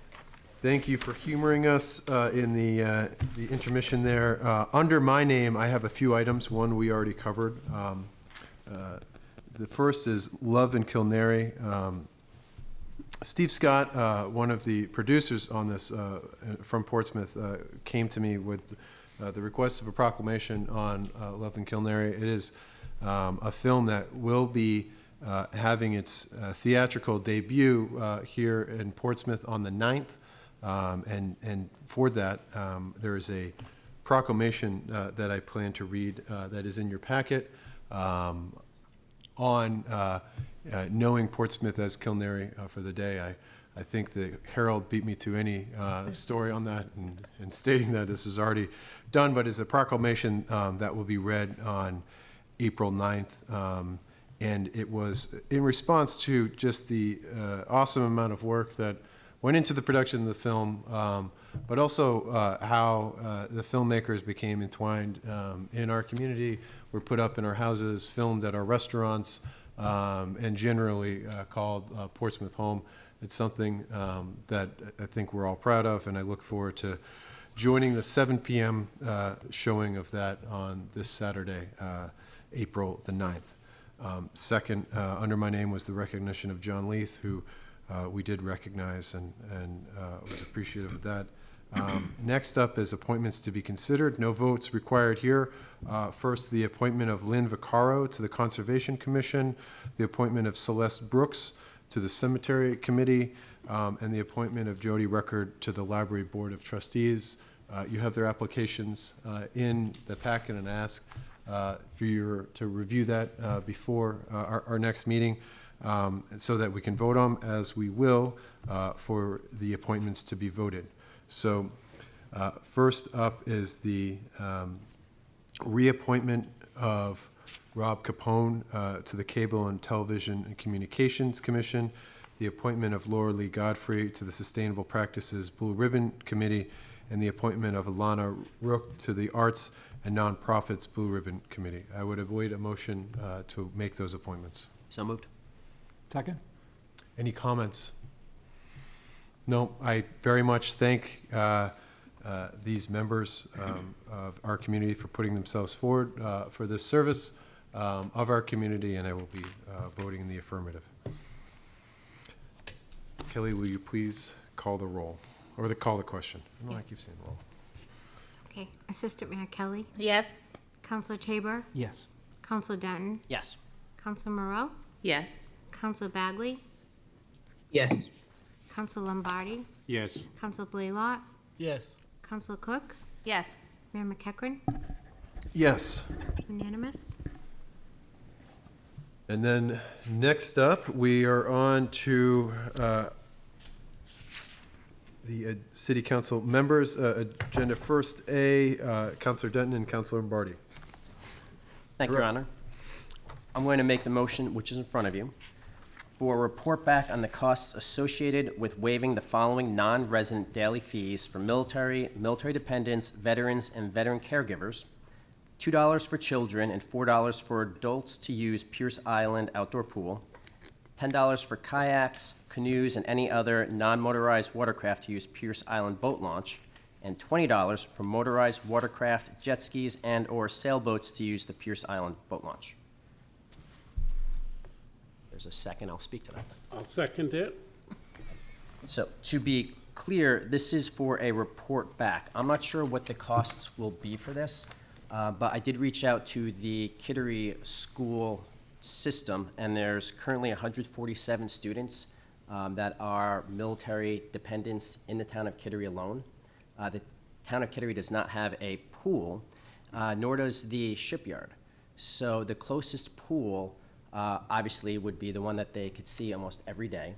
It's $2 for non-residents to currently use that pool.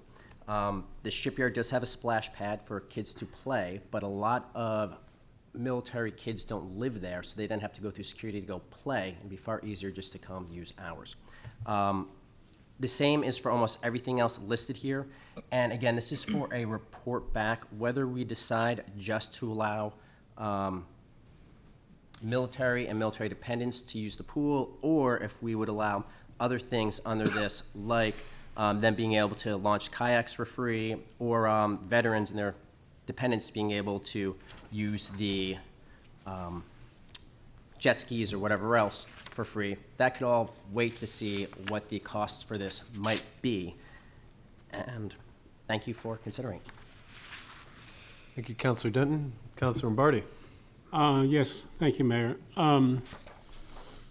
My concern with this personally is that the breadth of it and the impact on the fees. And so I'm glad that it's a motion to study, and I think that there is some merit to it, but I also wonder about the scope of it.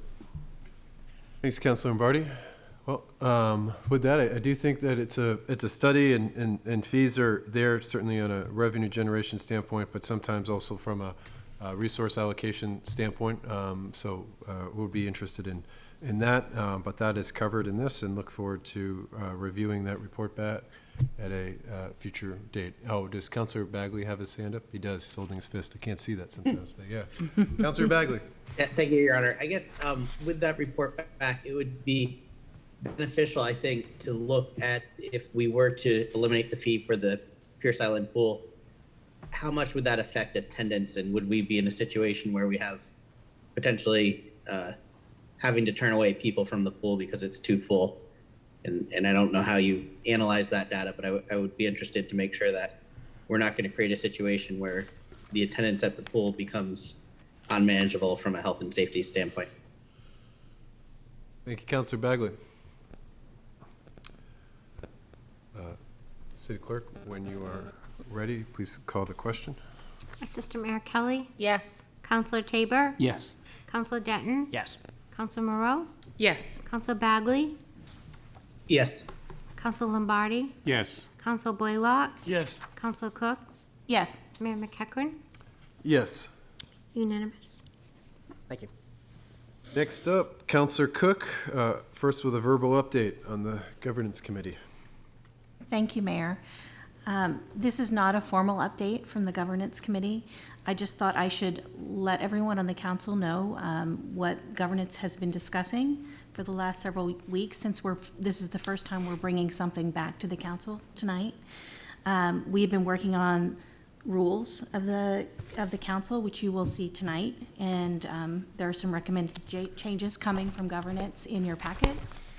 We've also been discussing the ethics ordinance, and we are continuing discussions on that. We may have some additional rules changes as well that we recommend, but that isn't determined yet. And then the Governance Committee is also moving on to discussion of committee structure and the charter review process. So we have a lot of work to do. I anticipate that the Governance Committee will have a more formal report for the council at mid-year.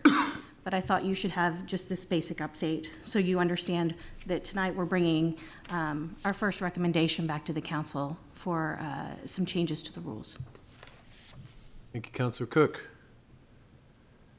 And next up, I believe you have continue to have the floor with proposed changes recommended by the Governance Committee to the rules and orders of the Portsmouth City Council. Yes. I await that sample motion. Thank you, Mayor. I move to accept the changes to the rules and orders of the Portsmouth City Council proposed by the Governance Committee. Second? Any discussion on those rules? Your Honor, Council Rule 39 provides two options in this situation.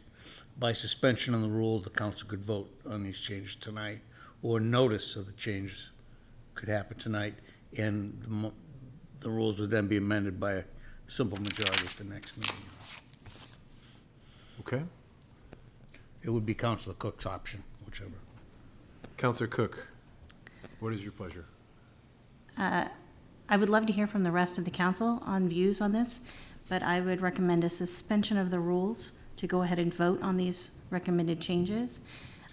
The reason that I would request that is that we have had publicly noticed Governance Committee meetings where we've already had public comment on on these recommended changes that are coming before you tonight. Thank you, Councilor Cook. Councilor Bagley, and then the Assistant Mayor. I guess I have two comments. One, I don't think everybody follows the committee meetings as closely as council meetings, so I think we should not suspend the rules tonight just to give people a chance if they want to comment on any of these changes. I know they're mostly minor and procedural, but I don't want to set a precedent when we potentially make major changes in the future that we don't notice it. On Rule 47, the change is all vacancies on boards and commissions shall be publicly advertised. Is there a cost associated with that? Does publicly advertised mean has to go into Seacoast Online or some other method, or does it just mean that we're posting it on the city website? We currently do this. We post the information onto the city's website.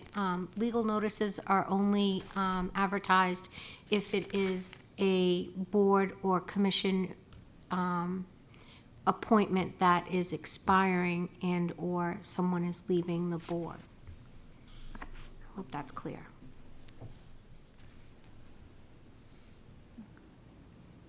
Your Honor, if I could clarify that question. Certainly. Do we expect that this will be more expensive to the city, this change? No. Thank you. Assistant Mayor, sorry.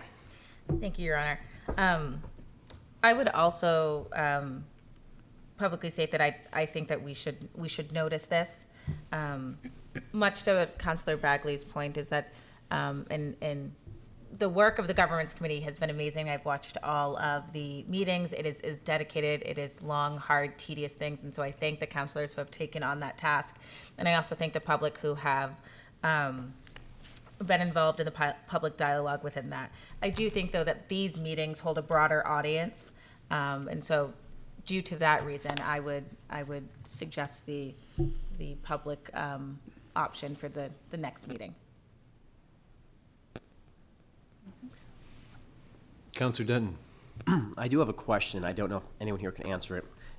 When we initially adopted the rules, was there a gap in time where they were first reviewed and then voted on at the following meeting? Or was it simply we saw them and voted on them? Anyone recalls? The normal process is that at the beginning of each council session, the council adopts the rules which had been in effect at the previous council. Mm-hmm. So I'm actually aligned with Councilor Cook on this. I prefer to vote on these tonight because there aren't huge changes and they could still be changed, which is ongoing. Councilor Moreau. Under conflict of interest, when you have the additional note that there will be additional provisions of the charter, I'm just wondering if we should actually list out what those provisions are so that whether it's a specific rule or section, just so that someone wouldn't have to then be searching around for what provisions we're speaking about. Does that make sense? Councilor Cook, would you like to respond?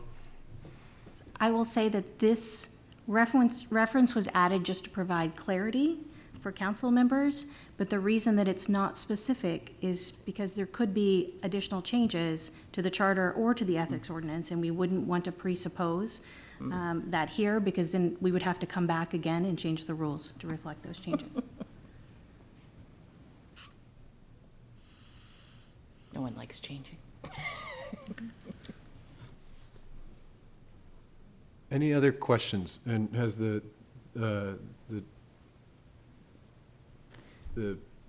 I guess the direction that Councilor Cook would like to go forth, has that been changed by the conversation thus far? Thank you, Mayor. I would say that the reason that I went ahead and put the motion in for tonight was that in the past, when we had adopted rules for the council or any changes to rules, they were just publicly noticed, like everything else in the packet, the Friday before the council meeting, and then we adopted them the following Monday. So it has not been the practice of this council, at least since January, to notice these and then give a few weeks to wait for adoption. So we have adopted the rules in 2 different sessions already as a council. So this would be just additional changes that were recommended. And this time they would be coming from the Governance Committee. I should note that some of these changes are also coming from recommendations that came from staff as well. Thank you, Councilor Cook. Any further debate? Councilor Moreau. A moment of clarity. Is our motion right now just to suspend the rules or to? I believe it is. Yes. Okay. Thank you. I got lost. So with that, we will have a roll call vote to suspend the rules.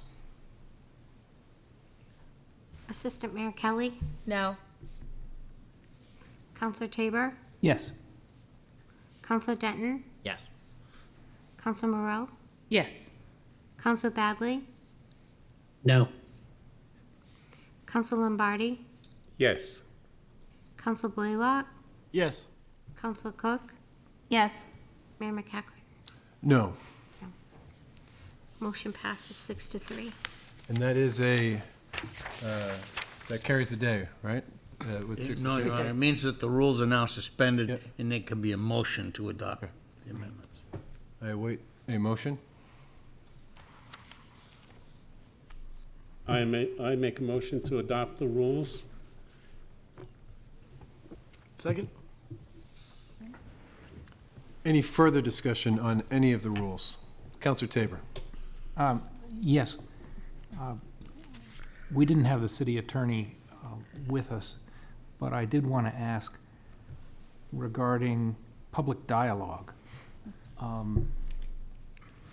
In the past, I know there was public dialogue in which the whole council was involved, and residents could ask questions of us, and we would respond in a dialogue. But I think we've been given some guidance that we can only have 3 counselors do that, because we'd have, there's no way to keep minutes necessarily if you have the whole council.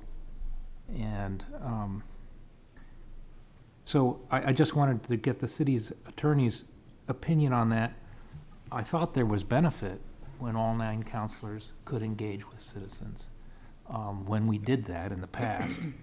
On the other hand, we have to abide by the RSAs. So are we required to not have a quorum for a public dialogue?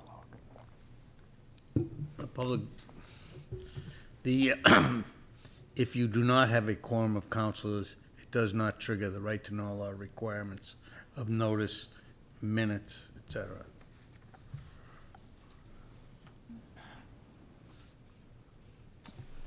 So, or Councilor Tabor, continue on. So, if it were properly noticed, for example, if all 9 of the counselors were engaged in question and answer with residents, that's a quorum that would be properly noticed. I'm not understanding why we couldn't take minutes. Well, I think so just to have the rule pulled up, we previously could under that, and then that was changed. And Councilor Cook maybe shed some light on why it was changed. The part of Rule 46 that's stricken,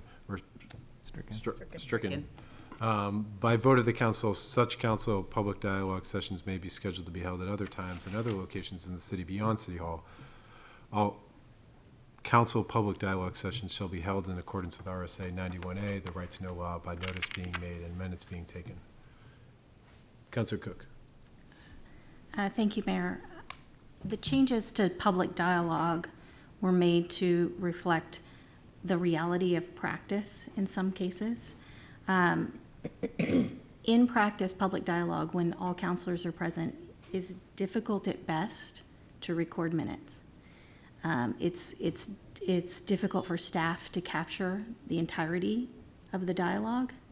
and part of that discussion, and we want to make sure that we're following the right to know law accurately.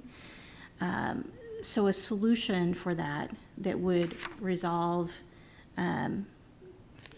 the conflict with right to know would be to not create a quorum, but to still have public dialogue sessions and limit them to no more than 3 counselors at a time. That would allow for continued public dialogue sessions. It would allow for participation of all counselors, because this would envision that the mayor designate on a rotational basis who participates in those public dialogue sessions. And it would also remove some of we had some complaints about minutes not being accurate or not being an accurate reflection of what occurred in public dialogue. It would remove that burden from the council. Thank you, Councilor Cook. Councilor Denton. Having been on the council when public dialogue was first created, and then essentially being one the council when public dialogue ended due to the pandemic, I could speak to this wholeheartedly. It was incredibly difficult for staff, for the councilors, and for the public to get a benefit from it, where we would sit here and half the council would go in this corner, half the council would go in that corner. There would be topics assigned sometimes. The mayor would kind of float back and forth. The city manager would have to pick where, at that point, he was going to go. And we would try to have the clerk at one table, the deputy clerk at the other table. And it was incredibly hectic, and it didn't meet the purpose, because the original purpose of public dialogue was to give people the chance to interact, not on camera. Because sometimes people don't feel comfortable being on camera, but what we quickly learned is people wanted to be on camera who were there because they wanted to make sure that what they said was recorded correctly in the minutes. And it just didn't work well. So changing it to this, I think will work far better than how it did previously. And we could easily change it again if we think of a better way to do it. But I think this is a step in the right direction from how it used to be done. Okay. Councilor Lombardi. One of the thoughts in doing it this way was that the public dialogue could take place outside of these chambers and in the community. The thought of doing a public dialogue in each ward, for example, with 3 counselors and a staff member to really facilitate more of an open discussion, and rather than we see the public dialogue as a place where people can ask questions and have a discussion about things, whereas the people come to the podium, they just present to us and want to be on record for what they say. It's a different type of opportunity, and the thought of bringing it out into the community we thought was a benefit. Thank you, Councilor Lombardi. Any other questions on any other outside of that? Work sessions or disposition of motions? We've ingrained a friendly amendment in the actual record here of our rules, probably to the chagrin of our city clerk. We do have those now. Okay, I think we're ready to have a roll call vote on this motion. Assistant Mayor Kelly? Yes. Counselor Tabor? Yes. Counselor Denton? Yes. Counselor Moreau? Yes. Counselor Bagley? Yes. Counselor Lombardi? Yes. Counselor Blaylock? Yes. Counselor Cook? Yes. Mayor McEachran? Yes, thank you for the hard work. You're welcome.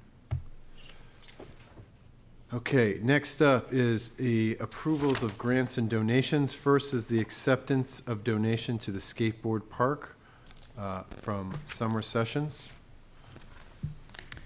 of $1,025. Your Honor, I move to approve and accept the donations as presented. Second? All right.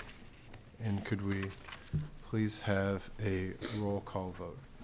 Assistant Mayor Kelly? Yes. Counselor Tabor? Yes. Counselor Denton? Yes. Counselor Moreau? Yes. Counselor Bagley? Yes. Counselor Lombardi? Yes. Counselor Blaylock? Yes. Counselor Cook? Yes. Mayor McEachran? Yes. Unanimous. Next up is the acceptance of grant from the New Hampshire Department of Justice through the Victims of Crime Act, or VOCA, for expenses incurred and services provided for direct victim services to include expenses for personnel of $24,759. Sample motion would be to move to approve and accept the grant for the police department as presented. So moved, Your Honor. Second. And I will ask for a roll call vote. Assistant Mayor Kelly? Yes. Counselor Tabor? Yes. Counselor Denton? Yes. Counselor Moreau? Yes. Counselor Bagley? Yes. Counselor Lombardi? Yes. Counselor Blaylock? Yes. Counselor Cook? Yes. Mayor McEachran? Yes. Unanimous. Thank you. Next up, the city manager's informational items, which I do not think require a vote on any of them. Woohoo. Your Honor, if I could, for the record, I'd like to read in item number 5 because it technically is verbal, but I shared with folks in the packet that this Wednesday at 4 o'clock, the New Hampshire Department of Environmental Services Wetlands Bureau is holding a public hearing to receive public comment on an application from Pease Aviation Partners, LLC, for property located at the Trade Port on Exeter Street. Thank you, city manager. And that was before Conservation Commission previously. Okay.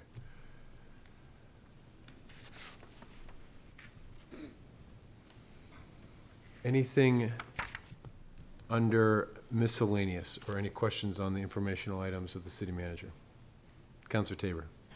Just following up on our discussion of touring the police facility, maybe it would make sense for the city manager to have groups of 3, as we've done, set up some possible dates for groups of 3 and signups. Happy to do that. One of the folks in my office will be in touch with folks and we'll gather that information. Then we wouldn't have a quorum and Correct. folks could go at their convenience. Councilor Denton. As far as the items which are under the city manager's name, I just want to thank the Department of Public Works for including the initial steps to install a electric vehicle charging station potentially at the Bridge Street lot. So, thank you. All right. Well, if there are no other comments, questions, miscellaneous, I move, I'll wait a motion to adjourn. So moved. Second. And we will need do we need a roll, we need a roll call vote for this as well. We do. I'm still on Zoom. Oh, Andrew. Assistant Mayor Kelly? Yes. Counselor Tabor? Yes. Counselor Denton? Yes. Counselor Moreau? Yes. Counselor Bagley? Yes. Counselor Lombardi? Yes. Counselor Blaylock? Yes. Counselor Cook? Yes. Mayor McEachran? Yes, good night, Portsmouth.